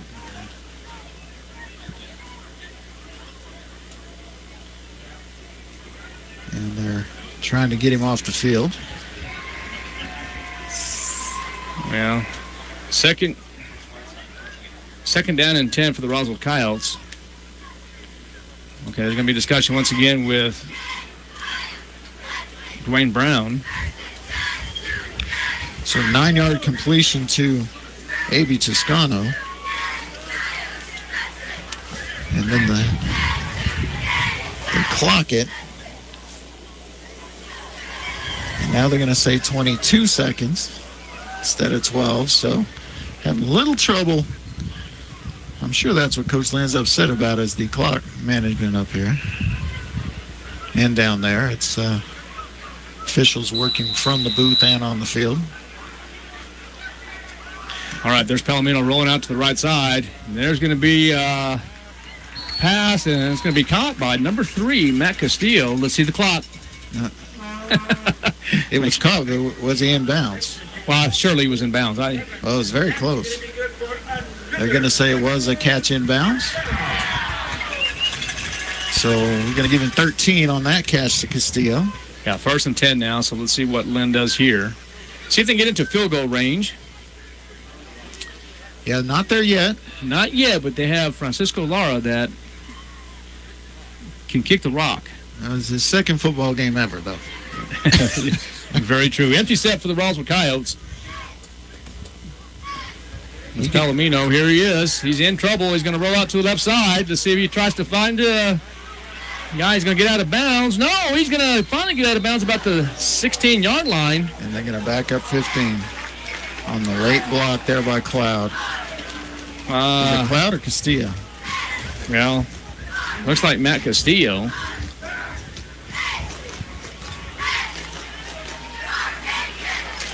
Coach Lynn still not happy once again.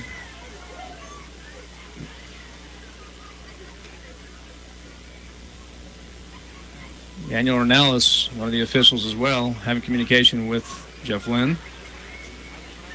I did not see if it was a late hit or if it was, I'm sorry, not a late hit, Coach. Blindside? Blindside, yes. Yeah, I think that they can't call it late. It was in the field of play. It was as the runner was going out of bounds.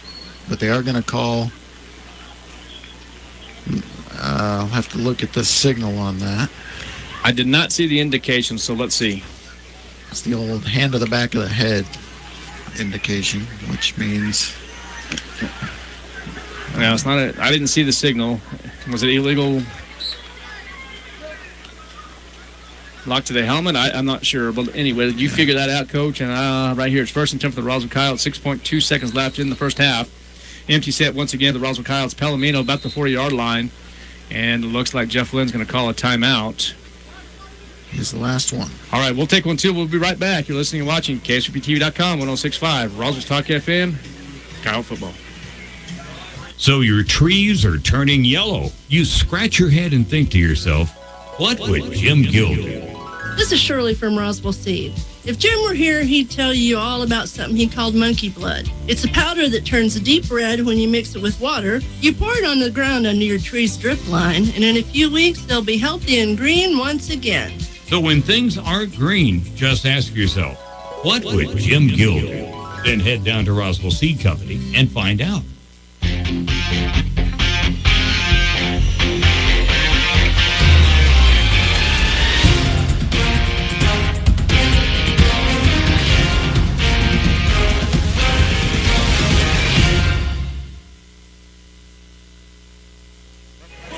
Welcome back to KSVPTV.com, 106.5 Roswell's Talk FM. The Roswell Coyotes took the last time out.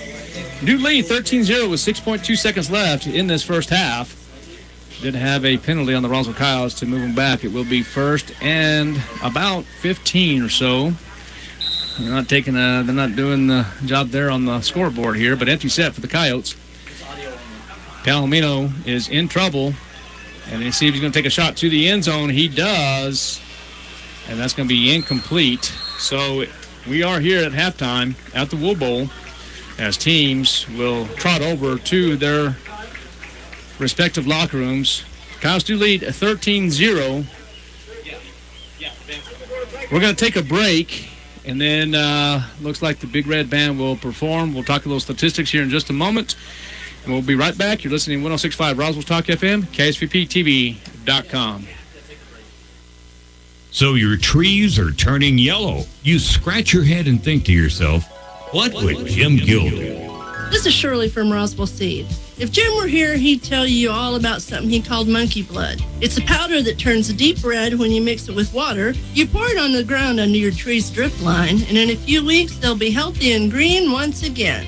So when things aren't green, just ask yourself, what would Jim Gill do?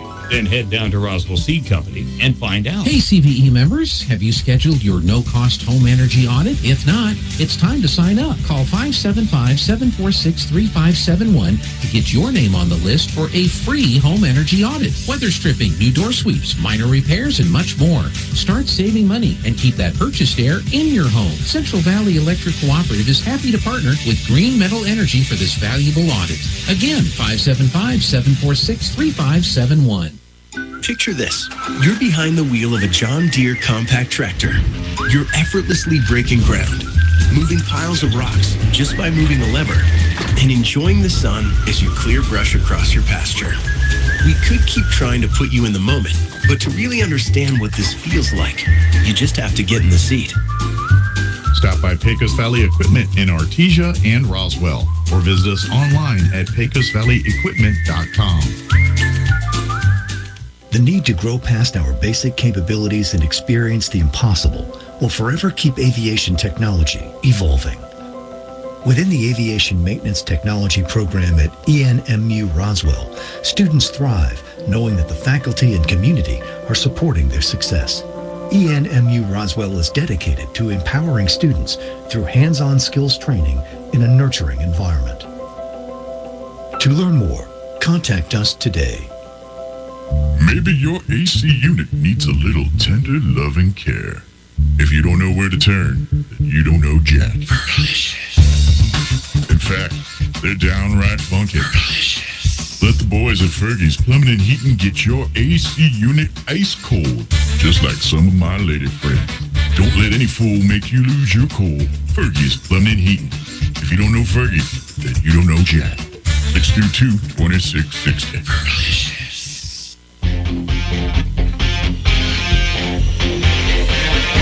Welcome back to KSPTV.com, 106.5 Roswell Stock FM. We are here at halftime as the Big Red Band of the Roswell Coyotes will be performing here at halftime. 13-0 is the score as the Roswell Coyotes lead, but we do have some halftime statistics. Coach McDonald. Sure, I got 4 tackles each from Andrew Padilla, Joaquin Bolaños, and Mikey Lucero. Lucero had a tackle for loss, as did Aiden Rutley, Mason Greathouse, and Bubba Marujo, we think. And we also had the interception and return of 16 yards by Zai Carrasco. 2 tackles by Gage Cladue, and Keegan Nichols also chipped in with 2 special teams. 1 kickoff return for a touchdown for A.B. Toscano. That was the opening kickoff for 87 yards. Francisco Lara, 1 for 2 on extra points. Offensively for the Coyotes, passing, it was Jacob Palomino, 7 of 13 for 76 yards and an interception. Noah Estrada caught 1 ball for 9 yards. Matt Castillo, 2 for 19. And A.B. Toscano, 3 for 48. Nathaniel Lujan had 1 carry for 1 yard. A.B. Toscano, 2 carries for 32 yards. Jacob Palomino, 3 carries for 34. And Jalen Cloud, 10 carries, 72 yards, and a touchdown. And that's the numbers for the first half. Well, sounds good. Coach McDonald, appreciate it. Once again, if you're just now tuning in, 106.5 Roswell Stock FM, KSUPTV.com. Roswell Coyotes do lead at halftime, 13-0. We're going to take a 30-second break, and then we'll have an interview with Britt Cooper. We'll be right back. You're listening, once again, to KSUPTV.com, 106.5 Roswell Stock FM.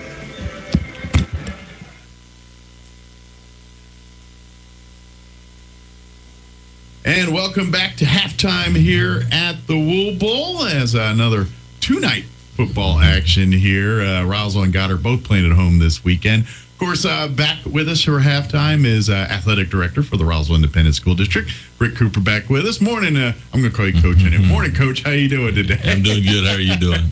Good. Well, kind of, of course, we're looking at football and what's going on here, but, the RSD is very busy right now with all the fall sports here. You've got volleyball and cross country. There's so much going on right now. Let's put a spotlight on some of these other teams and talk a little bit about what some of the other programs are doing. Well, we'll start out with some soccer. We had our girls tournament last week, the Alien City tournament here in Roswell, and Roswell High finished 3rd place and beat Goddard. They ended up 4th. They beat them in the 3rd place game, like 2-1. It was a real good game. So it was a real competitive tournament. Mayfield ended up winning the tournament, but we had some. Artesia was up. I think they won the consolation bracket, and it was good for the girls to get to play. Some different competition. So that was good. The boys have been playing tomorrow. On Friday, Los Alamos. Tournament is going on. Goddard boys are going up to play in it, and then over at Las Cruces, both Roswell High's boys and girls are going over to play in their tournament. So they'll get to see some good competition. Yeah, and this is, to be honest, this is what builds teams. I mean, yeah, they have their summer programs and they're doing their 2-a-days and doing all the stuff that they got to do, but when they have these, especially these tournaments, soccer, volleyball, when they have these tournaments early, this is the iron sharpening iron portion of it. They want to see teams that, in essence, coaches generally, generally want to see their team play teams that are maybe better or out or maybe don't match up with them so well, because that's the kind of stuff that's the teaching moments, that's the learning moments, that's how these teams get better. They take their lumps in these tournaments, so when district time comes, they're learning those lessons. Oh yeah, that strength of schedule is important. As far as just getting better. That was always my philosophy when I coached. You want to play the best to be the best. Sure. And I think that's what we're seeing, and I think it's going to help all the soccer programs out. I expect all of them to have a good season. They've got some people back on all 4 teams, and I think that they're going to be competitive. Just gee whiz curious, because for folks that athletic director and coaches certainly deal with the logistical side of running a team. Tournaments, as a coach, do you like them better? Because imagine because you can get a lot of games in a course of a couple days, and you're paying for one hotel room. I imagine in the course of the program, tournaments generally favor, generally programs like it because it saves money, but they can get a lot of good work in a short amount of time. Yeah, most of the soccer tournaments are 2-day tournaments. You usually play one game one day and then 2 the next, or vice versa. But always in basketball, it's good for us to play the 3 in a row, because that's what you're going to see in the state tournament at the end. You may have the one day off before the championship, but that makes sense. Yeah, but you're going to have to, be prepared, for your kids to, get over the fatigue or whatever and get ready to play the next one. And the different competition is really the key, because you want to see people from different parts of the state and someone you might see down the road, or somebody that's going to help you in the seating, selection. Absolutely. Well, and I mean, even like obviously your world of basketball, because people don't know, Coach Cooper got a few championships under his belt. But I imagine because you as a coach, you saw different styles of play. Like the teams you play up north play a little different than the teams in south, and I imagine that's true in the other sports too. And in volleyball and soccer, they probably play certain techniques that you don't maybe see down here, and that's something they might see in state tournaments. So if they don't see it during these tournaments, they might not see it till a time they don't want to see it for the first time. Yeah, and that's kind of brings up into volleyball. They when they go to the tournaments like next week, both Goddard and Roswell will travel down to the Sweet 16 tournament in Las Cruces, and it's always a quality tournament. But they get to play everybody in pool play, and then then they get 2 games in their bracket part of it on Saturday. So it's always good. You get to see a variety of teams. Certainly with the pool play being a possibility, in volleyball, where it's not in most sports, because you can actually do that. And I think volleyball, Roswell High started out last Saturday and lost a tough match to Los Lunas, but it was somebody in their classification that, and Los Lunas is always solid, but they come back and they open Thursday with at home against Lovington, and then Goddard opens up, I believe, next Tuesday at home against Gadsden. So, and then, like I said, they got the tournament next week, so it's going to get going for volleyball as well. Absolutely. Well, when they do have these home games, whether it's at Ground Zero or at the Coyote Den or out in the soccer pitch, get out there and support these kids. We do fill the Wool Bowl on Friday nights and Thursday nights this week. But we want to make sure, those Saturday afternoons and Thursday nights you're out at the pitch and out in the gyms and supporting these teams. It's always great to get out and support kids, and it's a community thing. Kids are always going to play better with bigger crowds, and that's their high school career. They're excited about it, and it's pretty cheap entertainment in this day and age. Well, and that's just it. The hard work and everything. These games are fun to watch. They're competitive. If you're legit, when one of these tournaments come into town, like certainly when we talk Pole Corn here in a few months. Even if you don't have a dog in the fight, just get an all-day pass and sit down and eat some popcorn and watch some basketball. It's just a fun couple days of just entertainment. It's it's right there between New Year's and Christmas. Usually, you're probably ready to get tired of your family anyway. Go out there and have some.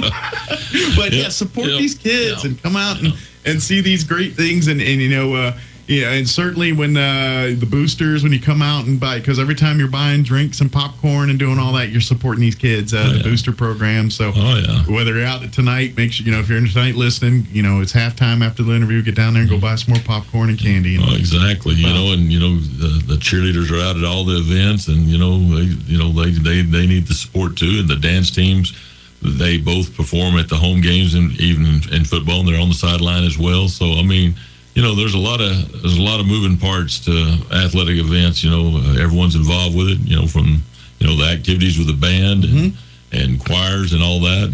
So everybody gets involved, and it's more than just the athletes. Absolutely, yeah. It's everything kind of interwoven and kind of, and it's all great stuff, because this is all the stuff that makes our kids, they're in the classrooms learning the book knowledge, but what makes them better overall people is get involved in sports, get involved in cheerleading, get involved in band.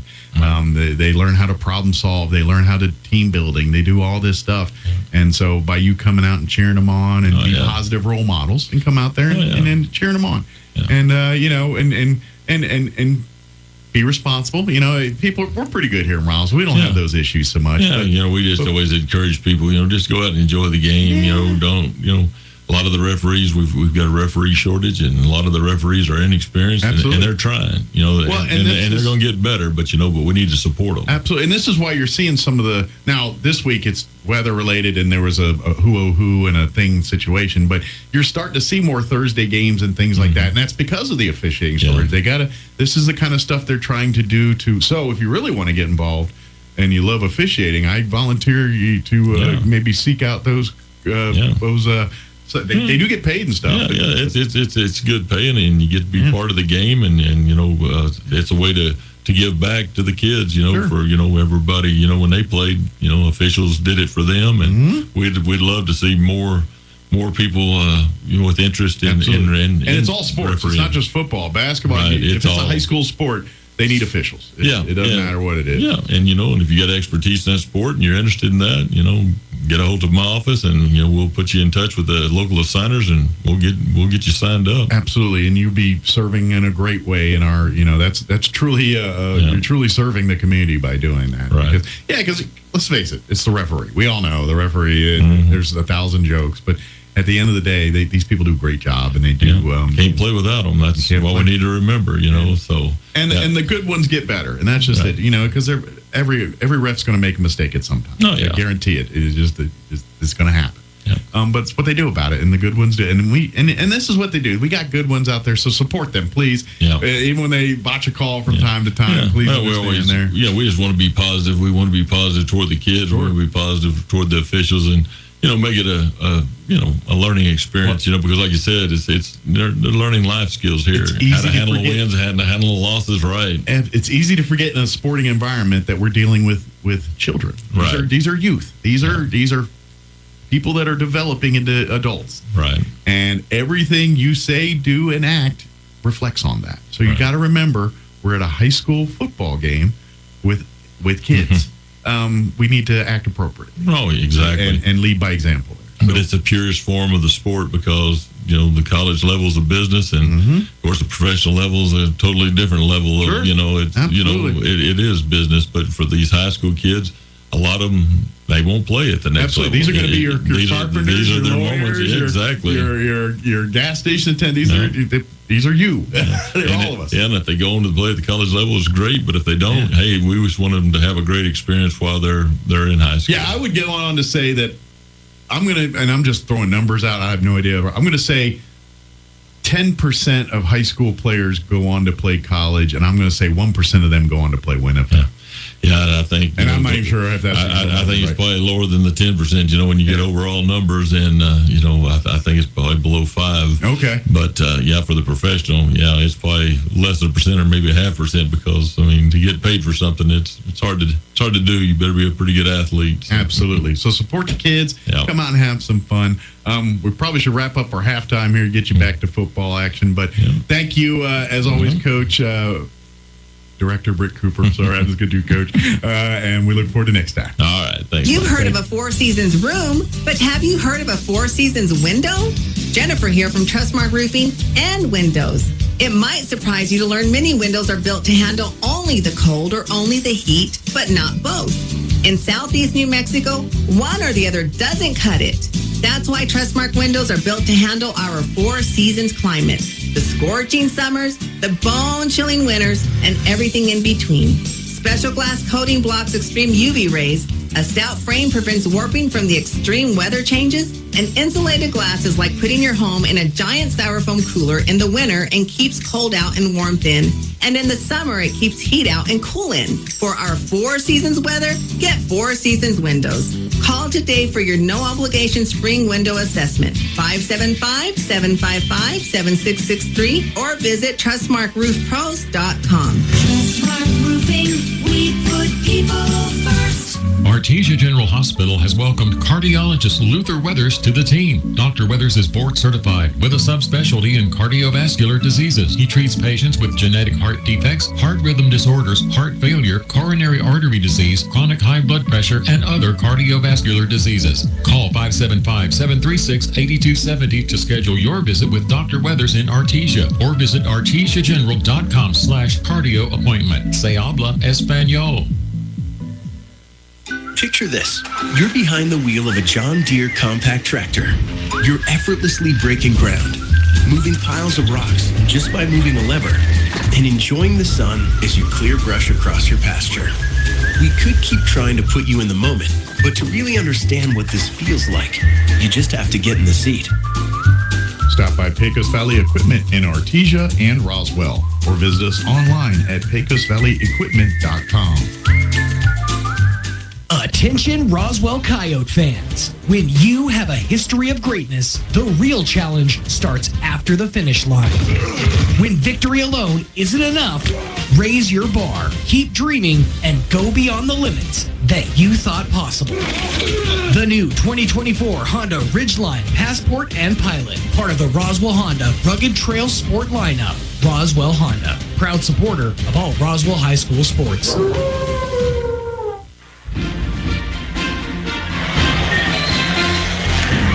Welcome back to KSUPTV.com, 106.5 Roswell's Talk FM. As we begin the third quarter, Kyle's kickoff, and it will be Alamogordo's ball. Yeah, pretty decent run back there for Alamogordo. Sure was. Not bad at all. Special teams tackle by Colby Sanchez. Nice halftime show. Big Red Band. It was. And Charlie's Angels. Have to later on listen to that interview with Britt and see how that went. Yeah, we didn't get that opportunity. Next week, the next couple of weeks, we're going to try to get some other personnel over at halftime to talk a little bit of Roswell High School football, maybe a little bit of RISD information, Roswell High School. See what happens here. So it looks like there was a flag. Is that correct, Coach? There was. I believe it was holding or some kind of illegal block. It's a 10-yard penalty on Alamogordo, so they're going to start from their own 12. Okay. So it's going to be 1st and 10 from the 12. And Marujo is back, so. Okay, so I do see him now right there at the right corner. Okay, so I'm trying to see who's the quarterback here for the Alamogordo Tigers. It looks like there's going to be a fumble. It's like Alamogordo got back on it. I think that number 12 is Best. And that's going to be a sack and tackle for loss for Mason Greathouse. Sorry, Aiden Rutley. Have no score over in Hobbs. Is that correct? Yeah, they are. Well, there's more time there in the first quarter than I thought. But yeah, no score. 7.5 halfway through first quarter in Hobbs. Of course, game time in Hobbs was at 7 p.m. This game started at 6 p.m. due to potential precipitation. Looks like Best will take it himself. There's Marujo. Give him credit? Yeah, I think so. Cleaned up by Noah Lynn, but Marujo with the initial contact and wrapped him up, so glad to see he's okay. There is another number 5 on the sideline. Okay, so I that's where duplicate numbers. Yeah, we just kind of lost Bubba, and you know, he's not very tall. He was probably just standing in front of somebody on the sideline. I'm just glad he's not injured. All right, so 13-0 is the score as we begin the third quarter, 11 minutes left. And it's going to be 3rd down and 7 for the Alamogordo Tigers. Shotgun right. And that one might be handed off. I think it's a direct snap. Was it a direct? Or maybe they didn't mean to, but. All right, well. It's going to be very well could have. Noah Lynn on that tackle. It's going to bring up 4th and 7 deep in their own territory. So this is definitely a punting situation. I like that name. And Matt Castillo Pergan Raider. I love the little guys, partner. So I'm Why do going to be. why do you like the little guys? Because I was always the little guy. I think you're pretty big. You're. I'm gonna say you're 5'9", 10. 5'9", 10 now, but I was always the little guy. Okay. All right, it's going to be returnable by Matt Castillo at the 30-yard line, 25-20, 15-10, and finally brought down about the 9-yard line, but there is a flag. Yep, it's coming back.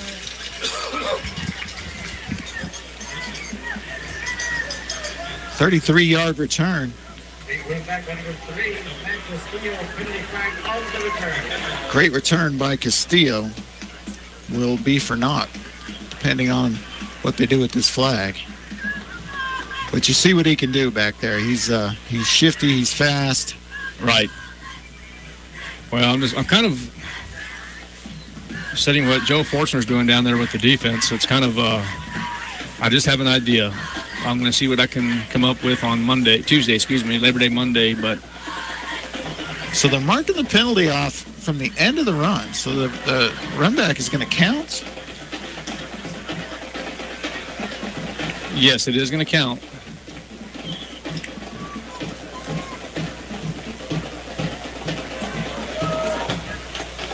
Oh, it was on the other team. It's 100% on the other team. Yeah. Okay. Yeah. So so 33-yard return will count for Castillo. So I'd like to see that, plus the 5-yard penalty. So Kyle, it's inside the 5-yard line. Pistol formation for Roswell. First and fourth, what they're saying. Motion now. And that ball's going to be handed off to Cloud. And Cloud is in easy for another touchdown. Touchdown, Coyotes.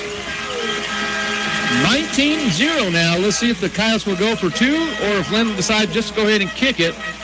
With Francisco Lara, I would say just go ahead and kick the rock, get the PAT, make it 20-0 if you can.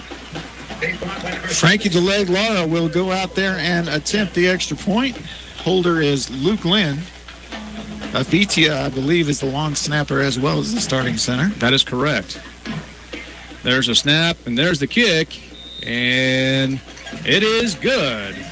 Coyotes now lead here in this third quarter of a score of 20-0 with 10 minutes and 6 seconds left. We'll be right back. We're going to take a break. You are listening and watching KSVPTV.com, 106.5, Roswell's Talk FM.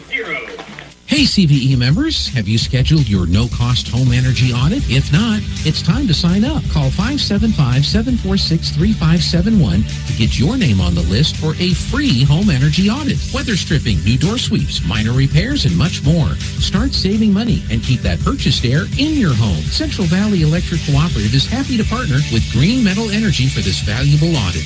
Again, 575-746-3571.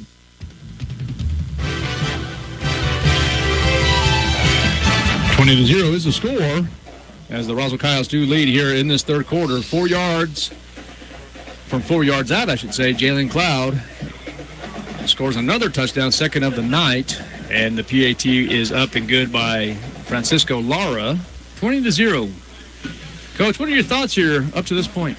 Well, you know, I was hoping to maybe see a little more cleaning up the little things for the offense in the first half, but I think they're making progress. I think all they need is time and reps, and they'll be fine.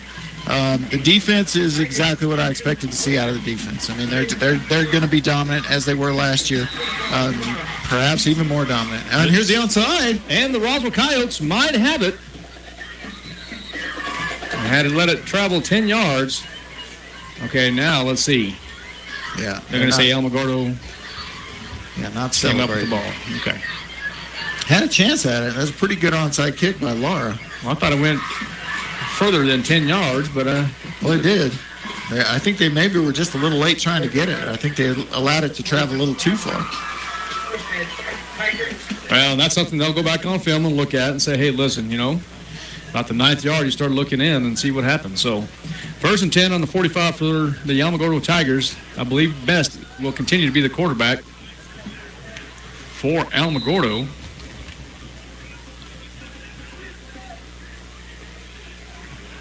No, they switched back. They switched it back, didn't they? So now it's number 7, Josiah Quinlan. And then Devin Barris was the young man with the ball. play. Brought down by number 40. So Aiden Rutley on the tackle. He's having a good game. Helped out by number 8. Okay, quick pass, and that's going to be incomplete. Yeah, that was sniffed out all day long. Keegan Nichols maybe with a chance to pick that if the play develops a little bit more before it's passed, but the Coyotes, they studied their film. They were all over that one. So it's going to bring up 3rd and long from the 46 after the failed onside kick attempt. Good time to work on it and practice it. All right, there's going to be a pass, and it's going to be complete to number 12, Nathaniel Best. Yeah, Nicholas Anaya was in perfect position to get an interception and potentially a big play out of that, even more so than a turnover. He just didn't turn around. In fact, he kept running and allowed the receiver to stop and make the catch. All right, number 7, the quarterback, Quinlan, will hand it off up the middle, and it could be a touchdown for the Alamogordo Tigers, and it is. Number 3, Bryson Bloom, will be in for the touchdown. So the first touchdown for the Alamogordo Tigers.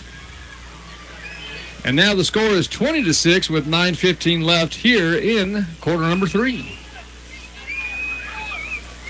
Yeah, just good job blocking up front by that big offensive line for Alamogordo. We didn't talk about that. That's a real big offensive line that they have. Yeah. And if they can get their hands on you, open up some holes. So Alamogordo looks like they will go for 1. Oh, yeah, that's the thing to do, Dan. Yeah, number 22 looks like Aiden Vasquez will do the kicking for the Tigers. Good leg. That's going to be up and good. Yeah, they always have a kicker with a good leg, don't they? Yes, sir. All right, so we'll be right back as the Alamogordo Tigers get on the board. 27 is the score. You're listening, watching KSUPTV.com, 106.5, Roswell's Talk FM. Bob Reed Pest Control protects you and your home by controlling pests that invade. Bob Reed Pest Control understands the importance of safety in and around your home from unwanted pests. Protect your family's most important investment, your home, and protect your children and pets from the dangers of poisonous bugs and insects. Call Bob Reed Pest Control today and let our fully licensed pest control professionals start working for you and your family. Find us fast in names and numbers. Call 623-5344, serving all of Southeast New Mexico.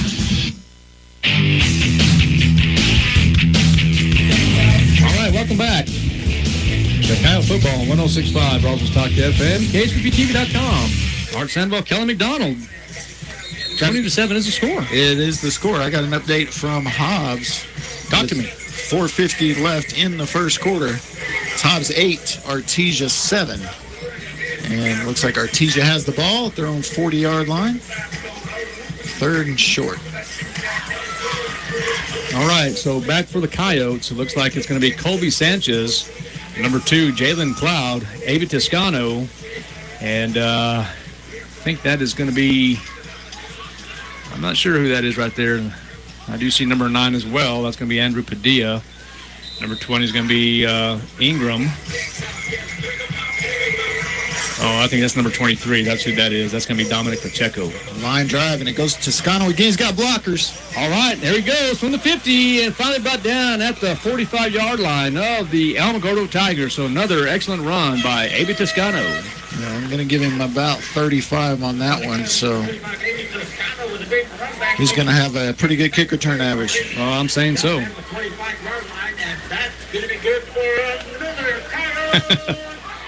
Oh, partner. Well, trying not to stress about the little things, you know? Well, as they say, it is what it is. First down and 10 from the 45-yard line. Pistol formation again for the Roswell Coyotes. It's going to be bunch over to the left side with motion.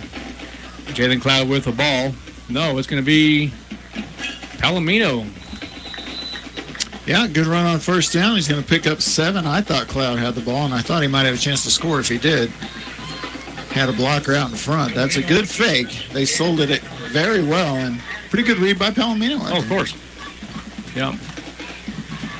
You know, Coach Lynn asks a lot of his quarterback. He asks them to read a lot. Sure. And, you know, it's not just go out there and do exactly this every time. And he's got a good one there to do it, Jacob Palomino. All right, there's Cloud with the handoff on his feet.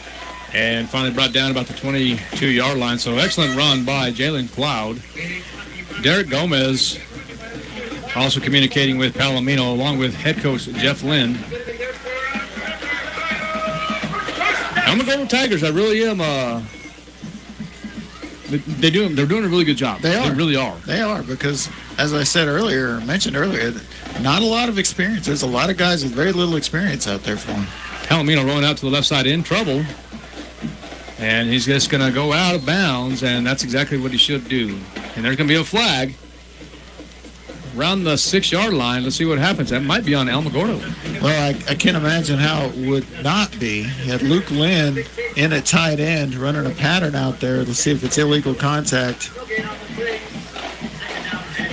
And they're going to pick it up. Going to wave it off, or? Well, let's see. Oh, it's going to be on the Coyotes, maybe. From out of the backfield? Personal foul? Huh.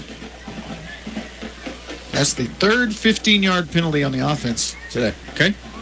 It's not good. That's just another thing to clean up. It's going to bring up 2nd down and 20. Well, yeah. A little bit. Yeah, right about 20. Why is it 2nd down? That should be 1st down. Okay, so there's an official timeout. Let's see what happens here.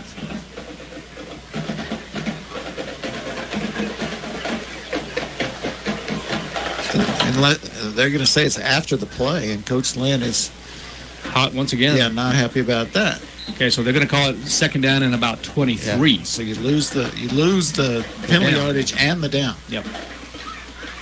All right, there's a handoff again now to Cloud on his feet. And finally just tripped up about the 26-yard line, 27-yard line. Yeah, I got about 9 of it back, which you want to get a good chunk of positive yards there in that situation. It puts him up over 100, 101 yards on 13 carries for Jalen Cloud. 2 scores.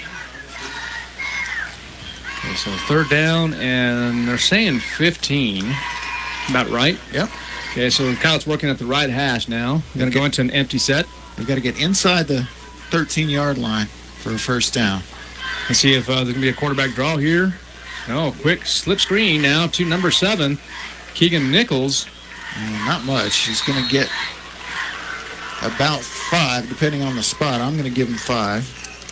So Keegan Nichols, 2nd catch of the year. Well, not technically, but 1st catch tonight. Well, you have to understand all statistics during game 1 are out the drain. Right, they did not. That whole episode just didn't happen. This is game 1 for the Roswell Coyotes after the cancellation of last week's game. 4th down and 11. Tell you what, Coach, I might give Frankie Lara a chance from here, but they're going to try to get the 11 yards on 4th down. All right, let's go with Palomino's going to take a shot into the end zone. Nice! Wide open. Touchdown, Coyotes, and that looks like Keegan Nichols. So great pass by Jacob Palomino to Keegan Nichols, 4-6. So Palomino, credit, Coach? 23 yards. Gets Jacob up to 99 passing yards on the day with a touchdown and a pick. So the Francisco the Leg Lara set to kick the PAT. Nice snap, good hold, and it's good. Coyotes now lead 27-7 here at the Wool Bowl in Roswell, New Mexico. We'll be right back. You're listening and watching KSVPTV.com, 106.5 Roswell's Talk FM. So the weeds are taking over your property? Ask yourself, what would Jim Gill do? This is Ben from Roswell Seed. If Jim was here, the first thing he'd do is figure out what kind of weeds you're dealing with. He'd recommend the best thing to get rid of them and show you how to use it. Then he'd probably tell you a long story about the biggest weed he ever saw. Big or small, when problems come along, head for Roswell Seed Company and ask them, what would Jim Gill do?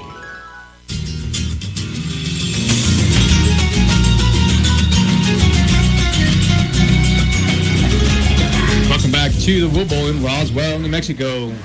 Beautiful pass by Jacob Palomino to Keegan Nichols. 23 yards out. PAT up and good by Francisco Lara. Coyotes lead big, 27-7, 6:33 remaining in this third quarter. All right, Lara set to kick from the 40-yard line. Let's see if he goes back to a onside kick. No, he decides to go ahead and kick it deep. It will be returnable. Drops the ball and finally picks it up. I believe that's number 10 for Alamogordo. That looks like Tristan Bowman. My goodness, what a hit. Didn't see it.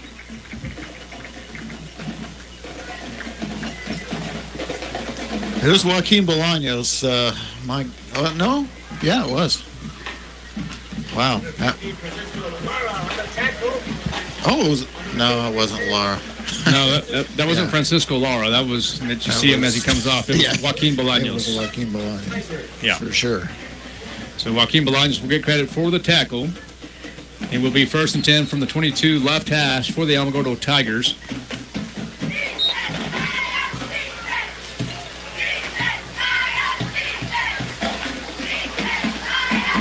All right.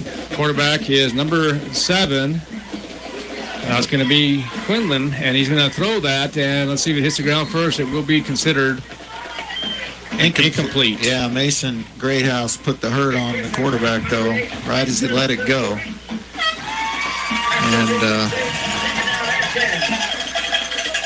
And Josiah Quinlan will be thinking about that later tonight and tomorrow, I think. All right, 2nd and 10. Once again from the 22 left hash. Quarterback remains Josiah Quinlan. Shotgun right.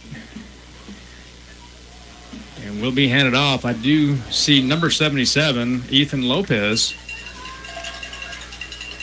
Well, Noah Lynn shrugged off a double-team block. It's going to be a timeout. An official timeout, that is. Looks like maybe a possible cramp or so. Yeah, injury timeout. That is the guard, Dominic Padilla. Okay, so I stand corrected. It looks like it was Noah Lynn with the tackle, Coach. Yeah, I just happened to be watching Noah on that play, and he was double-teamed on that play. Got them both off of him and made the tackle. That was just real nice piece of run defense from the big fella, Noah Lynn. Well, he's not small, Coach, and what we mean by that, he is real big. And we're talking anywhere from about, what do we say, 6... well, they list him 6'3", but he's 260. And he's only a puppy. Really is, only a puppy. He's just a large Rottweiler. He's a big boy, and has took up wrestling late and powerlifting late. He was great at both of those two. 15, 16 years of age, Coach, and he's just going to get bigger and faster and stronger. 3rd and 8 for Alamogordo. Good job by number 12, Best, picking the ball up, but this time he's going to be sacked. I do see number 71 along with number 40. Yeah, I don't know who got there first. Well, I see Noah Lynn. I think Noah Lynn was there, and then, of course, you have with maybe the assist was going to be Aiden Rutley. If Noah didn't get him right then, Rutley was going to blow him up because he did not see Rutley coming. But I think Noah Lynn did get there first. We're going to give him credit for that sack. Well, that's two large young men right there, 6'5" and 6'4". 6'3", I think he's more like 6'4", but that's a lot of weight on a quarterback. Yeah, they have Noah Lynn at, go back to our depth chart here. They have Noah Lynn at 6'1". They have one at 6'4" and one at 6'3", but 265. A lot of weight. All right, looks like it's going to take a bounce, and it looks like the Roswell Coyotes will take over about the 44-yard line or so. Yeah, that's not a bad result on that punt. It wasn't real deep, but it wasn't returnable, which has been a problem for Alamogordo in this game is the coverage on the special teams. You already had the opening kickoff run back for a touchdown. You had the long punt return by Castillo. So Alamogordo's probably happy, even though the punt wasn't that long, that there was no return on it. Okay, 1st and 10 from the 44, going back to the script here, left hash. And once again, Palomino is the senior captain quarterback, taking over this year as Manny Fuentes graduated. Did a good job. Look at Cloud having some moves there and finally goes out of bounds about the 37-yard line. So it's going to be second down and about 4. Yeah, I've been impressed with Cloud today. It looks like that, and I know that Coach Lynn, he kind of wants him to be the bell cow. He wants to use other guys and, just to give him little breaks here and there or change the pace. But right now he's sitting at 14 yards, 14 carries, 107 yards, and 2 touchdowns, and we still got a quarter plus to play. Well, real good outing for Jalen Cloud. 100% on that. 2nd and 3 now. So it would be credit for 7 yards. Palomino rolling out to the right. He's saying go deep, has a man, and caught by Avi Toscano. Probably about the second level. Yeah, 11-yard completion. If it stands, I didn't see a flag. I don't see a flag. So it will be a completed pass. And another first down for the Roswell Coyotes. Oh, there is a flag. Over there on the east side, about the 36-yard line. So that looks like it's going to go against Roswell. They're discussing. Coach Lynn is wondering if he's calling a first down play here or a second long play here. You might count on the second and long.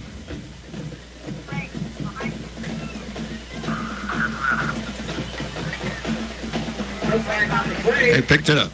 Picked it up? Okay, so no penalty on the play. So it will be a first down for the Roswell Coyotes. Another Coyote. 100%. First down. That's another Coyote first down. I love it. All right, first and 10 from the 26 now. Pistol formation. Cloud on his feet. 25, around the turn. 20, 19. Still on his feet. 15. 10, and probably brought down about the 6-7 yard line. So good effort by Jalen Cloud. Now let's see where they spot it.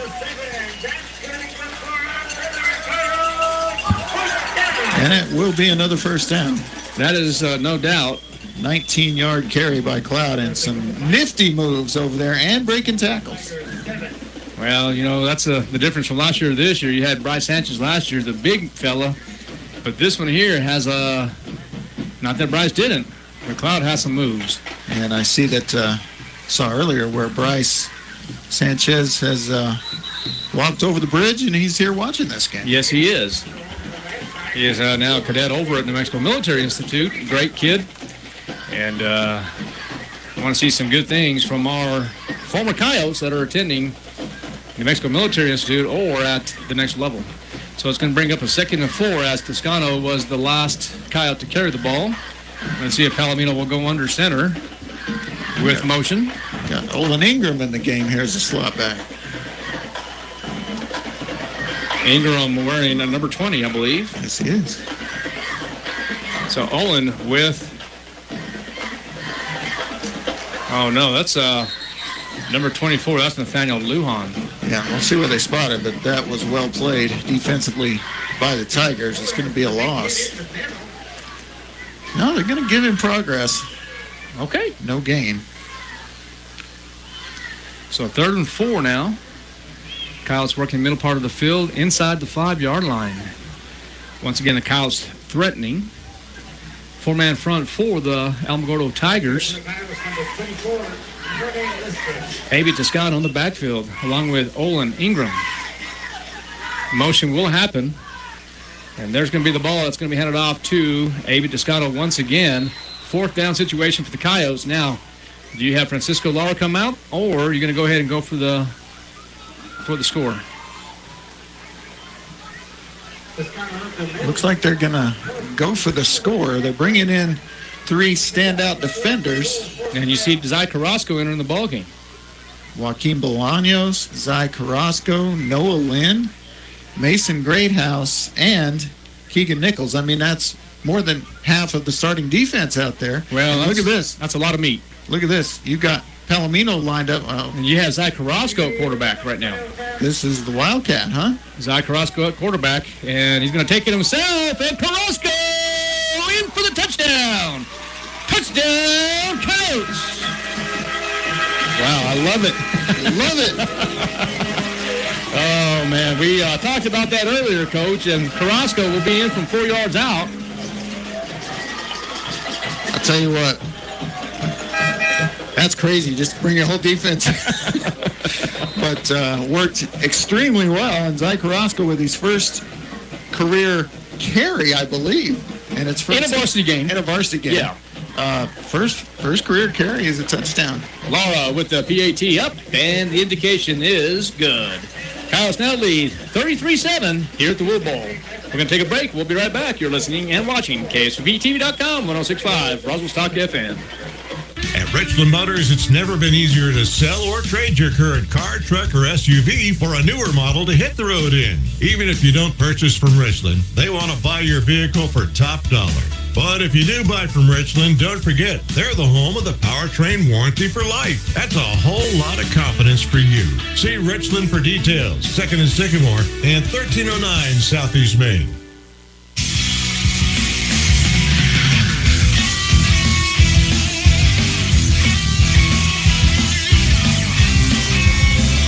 Or what? All right, we are back, and what a job. Wildcat action by Zy Carrasco. He's in from 4 yards out. And the PAT by Francisco Lara. 34-7 is the score in favor of the Roswell Coyotes. 2 minutes and about 16 ticks left here in quarter three. There's a kick by Lara. It will be returnable, and see what happens here. And good job by the Roswell Coyotes. Number 10 is going to be Tristan Bowman with the carry, and it looks like Alamogordo might have fumbled the ball. Coyotes indicating they have it. But let's see what the officials declare. A lot of celebrating. I couldn't really tell who did what over there. Well, I don't know. Nathaniel Lujan recovered the ball. I don't know who knocked it out, but they are, I'll tell you in just 1 second, they'll quit congratulating him. Looks like it was Dominic Pacheco, the senior wideout, in on special teams. I'm thinking he's the one that forced that fumble. And the fumble recovery by, who did they say? Nathaniel Lujan.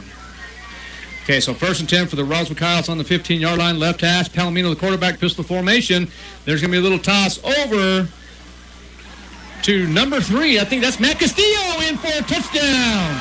Castillo in from 15 yards out, and another Coyote touchdown. Wow, how quickly it can go bad. You know, if you're the Alamogordo Tigers, you're not playing that bad. All of a sudden, you know, 2 scores in the span of about 10 seconds, and all of a sudden it's 40-7. Yeah, just like that. So let's see what happens here. Looks like there's going to be a quick official timeout, I think. Got an injured player? Not sure. Oh, they do on the sideline here. Alamogordo player. Oh, Alamogordo, okay. It's like number 10, maybe. All right, well, let's do this. Let's take a timeout. Looks like it's going to be on our side of the field. Looks like number 10 is going to be the injured Tiger, Tristan Bowman. Training staff will take a look. We'll be right back. You're listening and watching KSVPTV.com, 106.5, Roswell Talk FM. Now's the time to get a great deal on select Kubota compact tractors. The LX series is part of the #1 selling compact tractor lineup in the U.S., built with premium features and the comfort and versatility to make your land your own. Stop by your local Kubota dealer today. Right now, bring home select Kubota equipment for 0 down, 0% APR for up to 84 months, or save up to $2,300. Now through September 30th. See us or go to KubotaUSA.com for full disclaimer. Visit your local Kubota dealer, Amigo Machinery at 2801 Southeast Main Street in Roswell.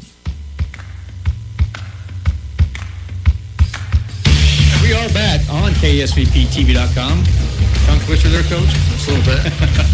Matt Castillo got in with a 15-yard touchdown run. Waiting to see what the Coyotes are going to do, if they're going to kick the point after a touchdown or go for 2.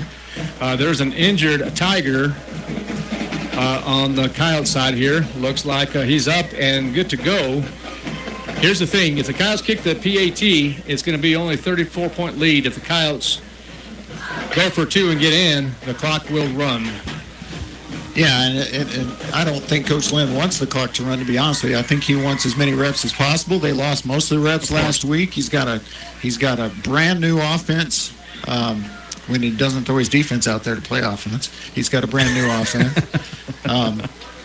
So, yeah, he wants reps. So I guarantee you this was not going to be a try for two and run the clock situation. Francisco Lara set to kick the PAT, and waiting the snap is number 17, Luke Lynn, and it looks like the PAT is up and good. So 47 is a score. We're going to take another break. We will be right back. You're listening and watching Art Sandoval, Kelly McDonald on KSVPTV.com, 106.5, Roswell's Talk FM. At Richland Motors, it's never been easier to sell or trade your current car, truck, or SUV for a newer model to hit the road in. Even if you don't purchase from Richland, they want to buy your vehicle for top dollar. But if you do buy from Richland, don't forget, they're the home of the powertrain warranty for life. That's a whole lot of confidence for you. See Richland for details, 2nd and Sycamore, and 1309 Southeast Main.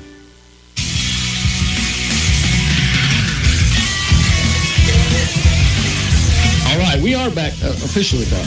Clear. Clear. 41-7 is the score in favor of the Roswell Coyotes. And I tell you what, just a different squad from week number 1, huh? I shouldn't say the first quarter. Yeah, I mean, does anything surprise you at this point? No, and this is what I expected week 1 to look like. You know, get some kinks to iron out with the offense. Defense should be really, really good, and that's kind of what we're seeing. Oh, I love that placement on that kick. Kyle's feeling a little comfortable here in this third quarter, and boy, they're all over the field right now. Yeah, good job stringing it out there. Let's see who we can give some credit to. I think Logan Hoover. First time we called Logan's name. Okay, good job by Logan Hoover. So Alamogordo will be 1st and 10 from the 9-yard line. Let's see what Joe Forstner's defense will do here with the minute and 49 seconds left in quarter 3.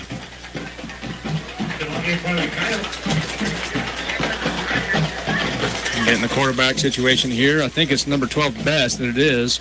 Shotgun left now.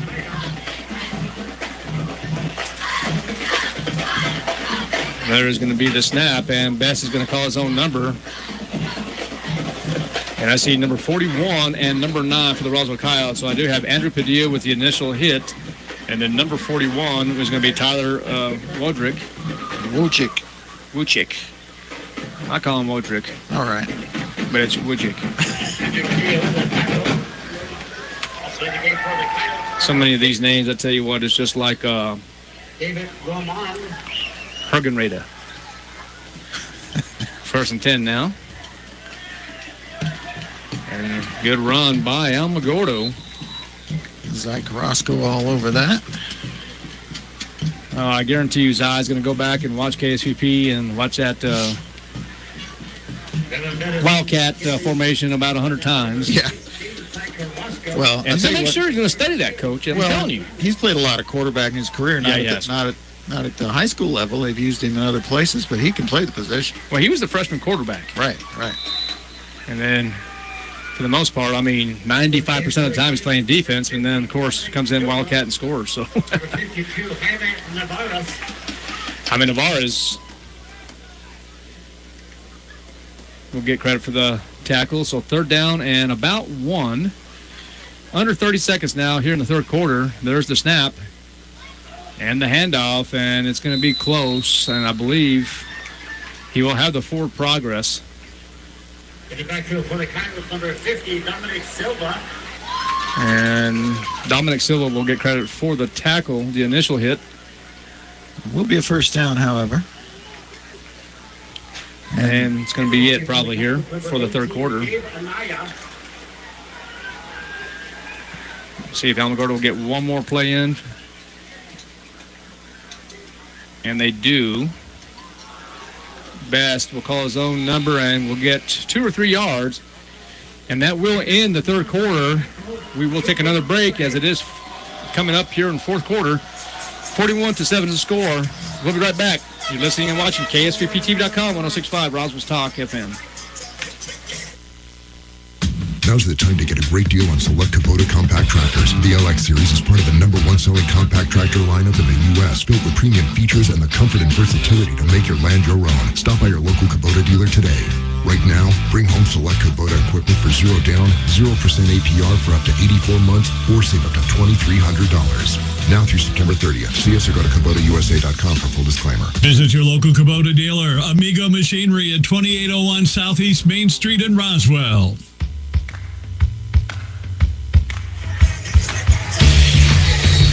We are back because it's tricky. 41-7 is the score. And it looks like special teams are going to maybe have some substitutions coming in.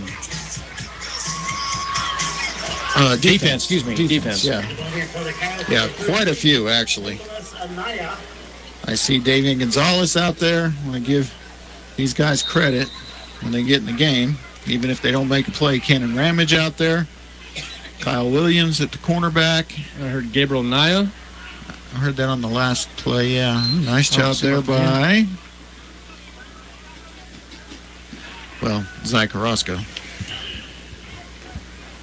That's not a sub right now. The safeties are the starters, but I'll tell you what, it looks like everyone else.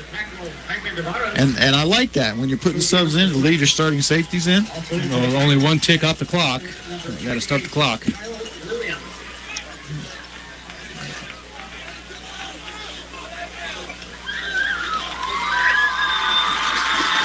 All right, Aiden Rutley getting the crowd pumped up.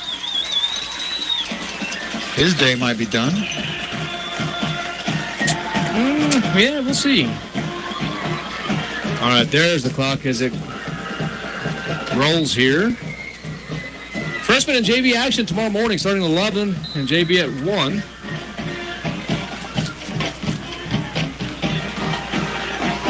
And there's Bass, going to be just a quarterback lead.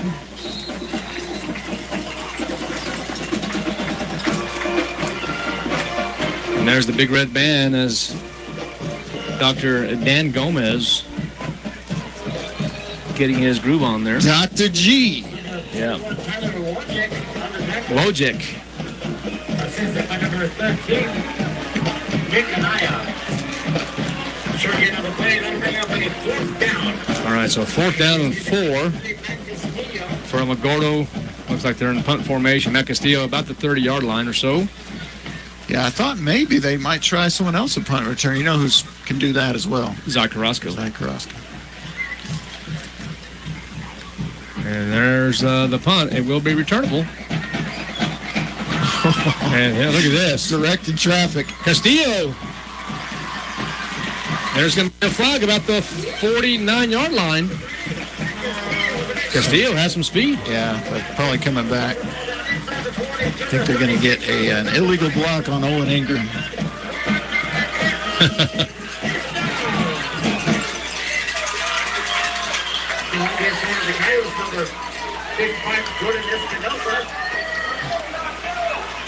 Trying to see, once again, Forstner down there trying to get things situated with his defense. They pick up the flag? No, here we go. So the chop block. And we're going to see Luke Lynn at quarterback. Okay. So probably be it for Palomino at this point. Probably. Never know. But seeing Luke Lynn, saw him a lot during the summer. Logan Hoover in the game. Luke Lynn, also a big young man. Yeah, baby brother is 6'2", 6'3", and a great arm. Uh-oh. And smartly dives on top of it instead of trying to pick it up. But that was a that was a bullet of a snap. I mean, that was just yeah. Well, that one's going to be a loss. Yeah, and unfortunately, it goes down as a 12-yard loss for Lynn, I think, statistically.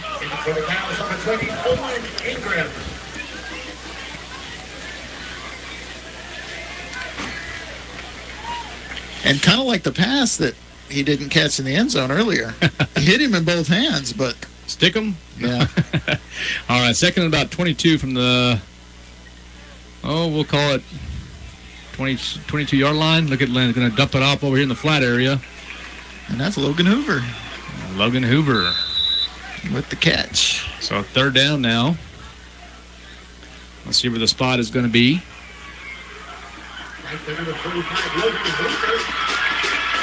Okay, they're going to call it positive yardage. So 3rd and about 16 from about the 29-yard line. 41-7 is the score. 9:32 left in this ball game. We'll get you some updates here in just a moment around the state, if all possible. Max Preps. Our game started at 6 p.m. Let's see if they throw it. Oh, no. Lynn going to take a shot, and that's going to be intercepted. And that one is going to be caught by, is that number 14? It's hard to see from this angle. Yeah. Estrada in a receiver makes the tackle, but Nathaniel Sedasitas, excuse me, I believe was the Alamogordo Tiger with the interception. And receiver, you know, he knows Luke is going to throw that up for him. I mean, it's third and a mile there, and they just weren't on the same page. Didn't turn to look. Maybe didn't run where Luke thought he was going, but yeah, that's a tough start. All right, here comes the defense for the Roswell Coyotes now. So 41-7. Looks like we do have some reserves in for the Roswell Coyotes. Yeah, pretty much all reserves. Might even have pulled the safeties. I'm not sure. Hard to see over there. I see Zai Carrasco. Yeah, and Padilla, I think, is out there still, too. Well, Coach, you like playing at 6 o'clock or 7? 7. Oh, great job there. Well, I know there's some talk about playing next year on Thursday nights. Well, Goddard played last night. And, you know, with the official situation is probably more than anything. In the backfield for the Coyotes, number 56, Davian Gonzalez for the tackle. Davian Gonzalez will get credit, backup lineman. Okay. And timeout, injury timeout. We can stay here. Yeah, so almost all backups in there now. I'm guessing both sides of the ball. I didn't see for sure if the backup offensive linemen were in the game, but I assume they were. Okay. Just kind of looking downstairs, studying the sideline there. So they still have Bubba Marujo out there. They still have Zai Carrasco out there. But looks like everyone else is a backup on the defensive side of the football for the Coyotes right now. And why not? 41-7, the fourth. Oh, and there's going to be a score for the Alamogordo Tigers. And let me get you a number. I think that's 10. I think. Number 10, and that is number 10. That's going to be Tristan Bowman for another touchdown for the Alamogordo Tigers. 41-13 now. Alamogordo will probably end up getting set up for the PAT. Go for one, is what I'm saying. Well, the outcome really not in question. You can pretty much just work on whatever you want at this point. I mean, if you've got a solid kicker that you have confidence with, this would be a good time to maybe try a 2-point conversion. But yeah, but they're not. And so now the score will be 41-14. We're going to take a break. We'll be right back. You're listening to Roswell Football on KSVPTV.com, 106.5, Roswell's Talk FM. We'll be right back.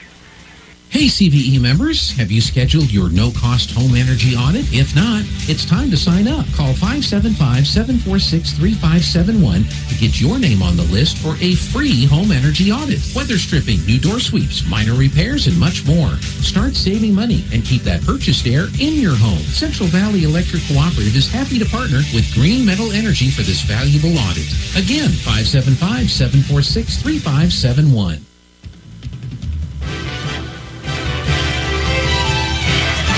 All right, we are back. 41-14 in favor of the Roswell Coyotes.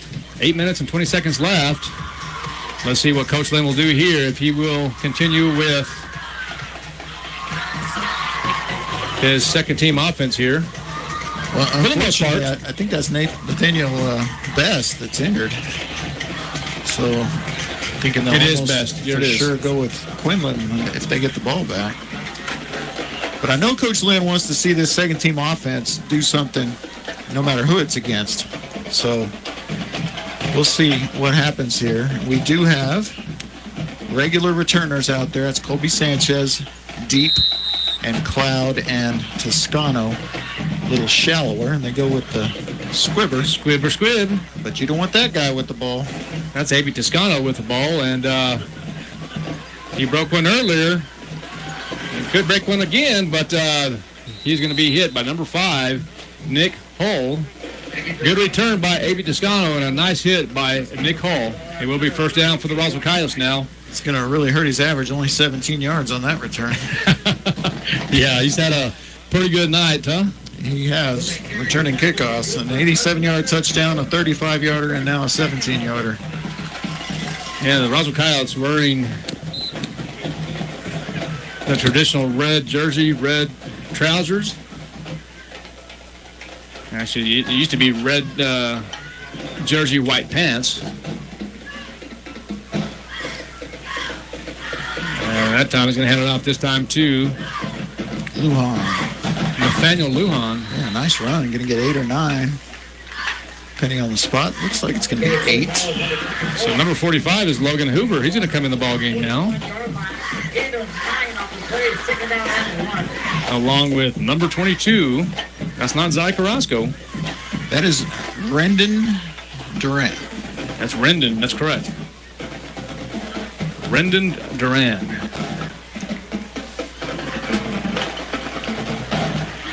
So Rendon in the backfield, pistol formation for Luke Lynn. Rendon Duran with the ball and will be close. I think he's going to have it. Have the first down. Yeah. The chain gang will move. So it's going to be another first down for the Roswell Coyotes. 7 and 10 left in this ball game. 41-14 is the score. Luke Lynn line on over to number 24, Nathaniel Lujan, and he will have about 6 or 7. Yeah, nice first down run for Nathaniel. We'll give him 7. I think so. It's kind of between, but give him the benefit of the doubt there. Yeah, the Roswell Coyotes will be back in action next week here at the Wool Bowl against the Hobbs Eagles. And speaking of the Hobbs Eagles. Yeah, Hobbs hosting Artesia tonight. There are 2.5 minutes left before halftime, and it is Artesia 19, Hobbs 14. Looks like Artesia has the ball on their side of the field. Oh, there's Luke Lynn again, loses the ball. Oh, he just barely reached his big paw out there and got it down. Now, would you call that a bad snap? No. He's having trouble receiving the shotgun snap. He is. From this angle. Now, if it is, you're going to have to determine that in film or discussion with Coach Lynn. Yeah. But I think... but, yeah, that's 2. I mean, I do like the way you put it. I mean, the big paw. I mean, he's just a puppy. Well, he is. I mean, he's a junior now. We think about him as being this little kid, but he is a junior now, and Noah's a senior. And rather than catch the ball. But he's got to catch those. Even if they're a little hot, you got to catch the shotgun snap when they're right in both your hands. All right, so I think tomorrow he might get a quarter or so tomorrow in the JV game as well, just to get some more reps. And I'm perfectly fine with that as well. So Nathaniel Lujan with a 5-yard carry there, and we're going to see the first punt of the season. No, second punt of the season for Zy Carrasco.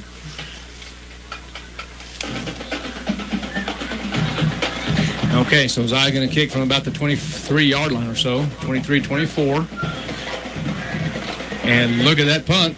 It's a beauty, and it looks like it's going to be fair caught about the 34-yard line, and they'll probably give it to him on the 35. So here comes the Roswell defense. And here's the thing with Luke Lynn. He's probably going to have some discussion, not necessarily right now, but tonight possibly. Maybe he'll go talk to Derek Gomez and say, hey, what's going on? Well, I'll tell you something about Luke Lynn. Okay. Luke Lynn is going to be a fantastic football coach one day. You and I've talked about this many times. He's just got the mind for it, and good genes there with OG and Jeff and David, and brother over at West Texas. Josh, excuse me. Well, he also goes by David too. So I think no, just David too. But okay, well, they're all Davids. I thought that's what they said, but yeah, Josh is the head coach over at West Texas A&M. So I'm sure he's listening to this game. He'll correct us. He'll give me a text message in just a moment. But I call him all David. He's always listening. I'll guarantee you. And congratulations, you got a victory last night. All right, Hector Fuentes. We're going to make sure these guys get their names called when they make a tackle. Yeah, 2nd and 7.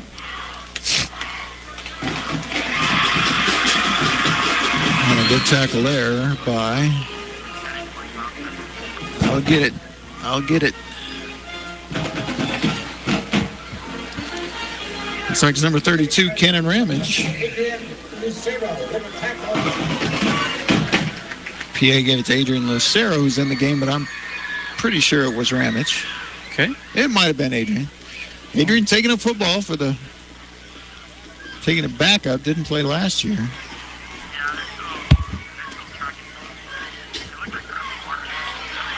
I kind of lost the football. Oh, football's out. It's going to be Kyle Ball. No, they're going to say down. After? Yeah, they're going to say he dropped it after he was down. Okay. But good job getting it out, even if it was after he was down. That's what you like to see from those defenders.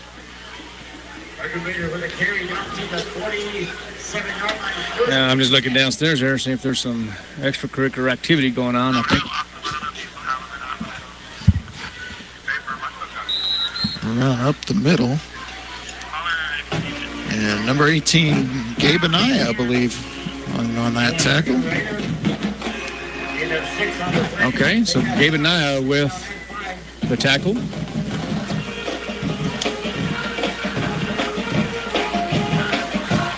Just 3 minutes left here. 41-14 is your score. We kind of forget we're on the radio too, partner. Yeah, you start studying the field a little bit to find out who the new or the reserve players are, and so we apologize, and we'll continue talking here. They might like us talking, they may not. I don't know. I think. You're 2 minutes and 38 seconds left in this ball game. 41-14 is the score in favor of the Roswell Coyotes. 3rd and 4 from the 47-yard line. We'll call it the left hash. Quarterback is going to take a shot, and let's see defensively. That's a good job. Yeah, maybe even could have called offensive interference there. That's just great coverage by number 13, Nick Anaya. Josiah Quinlan, still the quarterback for the Alamogordo Tigers. So Nick Anaya, good defense. And all backups in the game now. Every one of them, I think. Every last one. Okay. There's the flag over there by the 14-yard line. What was the penalty? Well, they have to get the chain gang set up. I see Daniel Borrego coming in the ball game.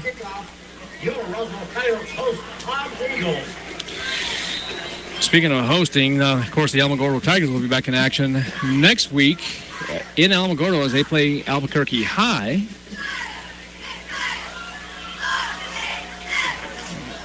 It looked like almost a busted play. It looked like he almost fumbled from this angle. Yeah, that was kind of weird how it came through there. Cannon Ramage finally got him down after a pretty good game. About 5. As we approach 2 minutes left. Student section getting it going down there. Yeah, 2 minutes exactly. Let's keep them out of the end zone, boys. Alamogordo ball. It's going to be handed off to number 8, Devin Bettis. Nice job. Kind of gang tackle there. Gabe Anaya again. Maybe a little help from Anthony Graham. I thought you were going to say Anthony, Nebraska. Anthony, Nebraska. Yeah, from New Mexico military, Anthony Grant. Oh, Anthony. Oh, there you go. Yeah, Anthony Grant. You and I had the opportunity to do that game on ESPN, I believe, wasn't it? I think we did. Maybe a tackle for loss there. Yeah, it's going to be. It's going to be a loss. So we'll be a 4th down for the Alamogordo Tigers now. 4th and 3 about. Maybe 4th and 4. Under 60 seconds left in this ball game now. And, chance to get another turnover on downs. This would be either 3 or 4 in the game. Well, I can tell you this, partner. The Roswell Coyotes got a complete game in. Oh, that's going to be an incomplete pass. That's going to be an incomplete pass. Yeah, and that's the right call, I think. It is, and so the clock will stop. But it will be another turnover on downs. Coyotes probably just take a knee here. Yeah. We'll see what he does with. Yeah, Coyotes have one more. Believe this or not, Coach. Of course, you and I have studied this, but for the listeners out there, the Roswell Coyotes play one more non-district game before district play. Insane. And that's going to be crazy. So the Roswell Coyotes will be taking on the Hobbs Eagles next week here in Roswell at 7 p.m. And you're right, there's going to take a knee. So Palomino will have to eat one there for a -1, but. Yeah, it is what it is. Team before I, right? Yeah. And they will not have to snap it again, so. Well, and that's going to be it. So the Roswell Coyotes will win this contest of a score of 41-7. And so, as we talked about earlier, the Alamogordo Tigers now will drop to 0-2. We'll take on Albuquerque High next week in Alamogordo. And the Roswell Coyotes now officially get one under their belt. And their record now is 1-0. We'll be taking on the Hobbs Eagles next week at 7 p.m. here at the Wool Bowl in Roswell, New Mexico, the All-American City. And as you're telling that up, we can do a real quick recap, or we can go into a commercial. Let's do a commercial. Okay, we'll be back in about 30 seconds. You're listening and watching KSVPTV.com, 106.5, Roswell's Talk FM. Bob Reed Pest Control protects you and your home by controlling pests that invade. Bob Reed Pest Control understands the importance of safety in and around your home from unwanted pests. Protect your family's most important investment, your home, and protect your children and pets from the dangers of poisonous bugs and insects. Call Bob Reed Pest Control today and let our fully licensed pest control professionals start working for you and your family. Find us fast in names and numbers. Call 623-5344, serving all of Southeast New Mexico.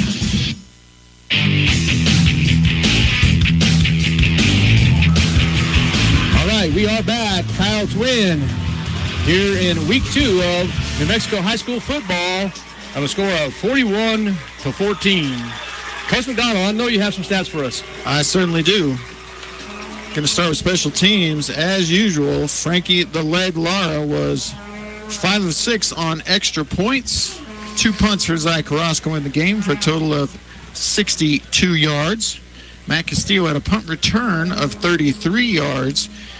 Kickoff returns, Avi Toscano, 3. Oh, I didn't add them up. 3 for 138 yards. That's some quick math for you. Defensively, Coyotes were led by Andrew Padilla and Joaquin Bolaños, each with 5. Noah Lynn also had 5 tackles to lead the defense. One of those tackles for a loss for Noah Lynn. 4 tackles each from Mikey Lucero and Cannon Ramage. 2 tackles each from Bubba Marujo, Keegan Nichols, Mason Greathouse, Gage Gladue, Jaime Navarez, David Galmond, and Gabe Anaya. Several others with at least 1 tackle. 7 tackles for loss in the game, just the 1 sack, and that was from Noah Lynn, and the interception by Zach Carrasco. Nathaniel Lujan also had a fumble recovery.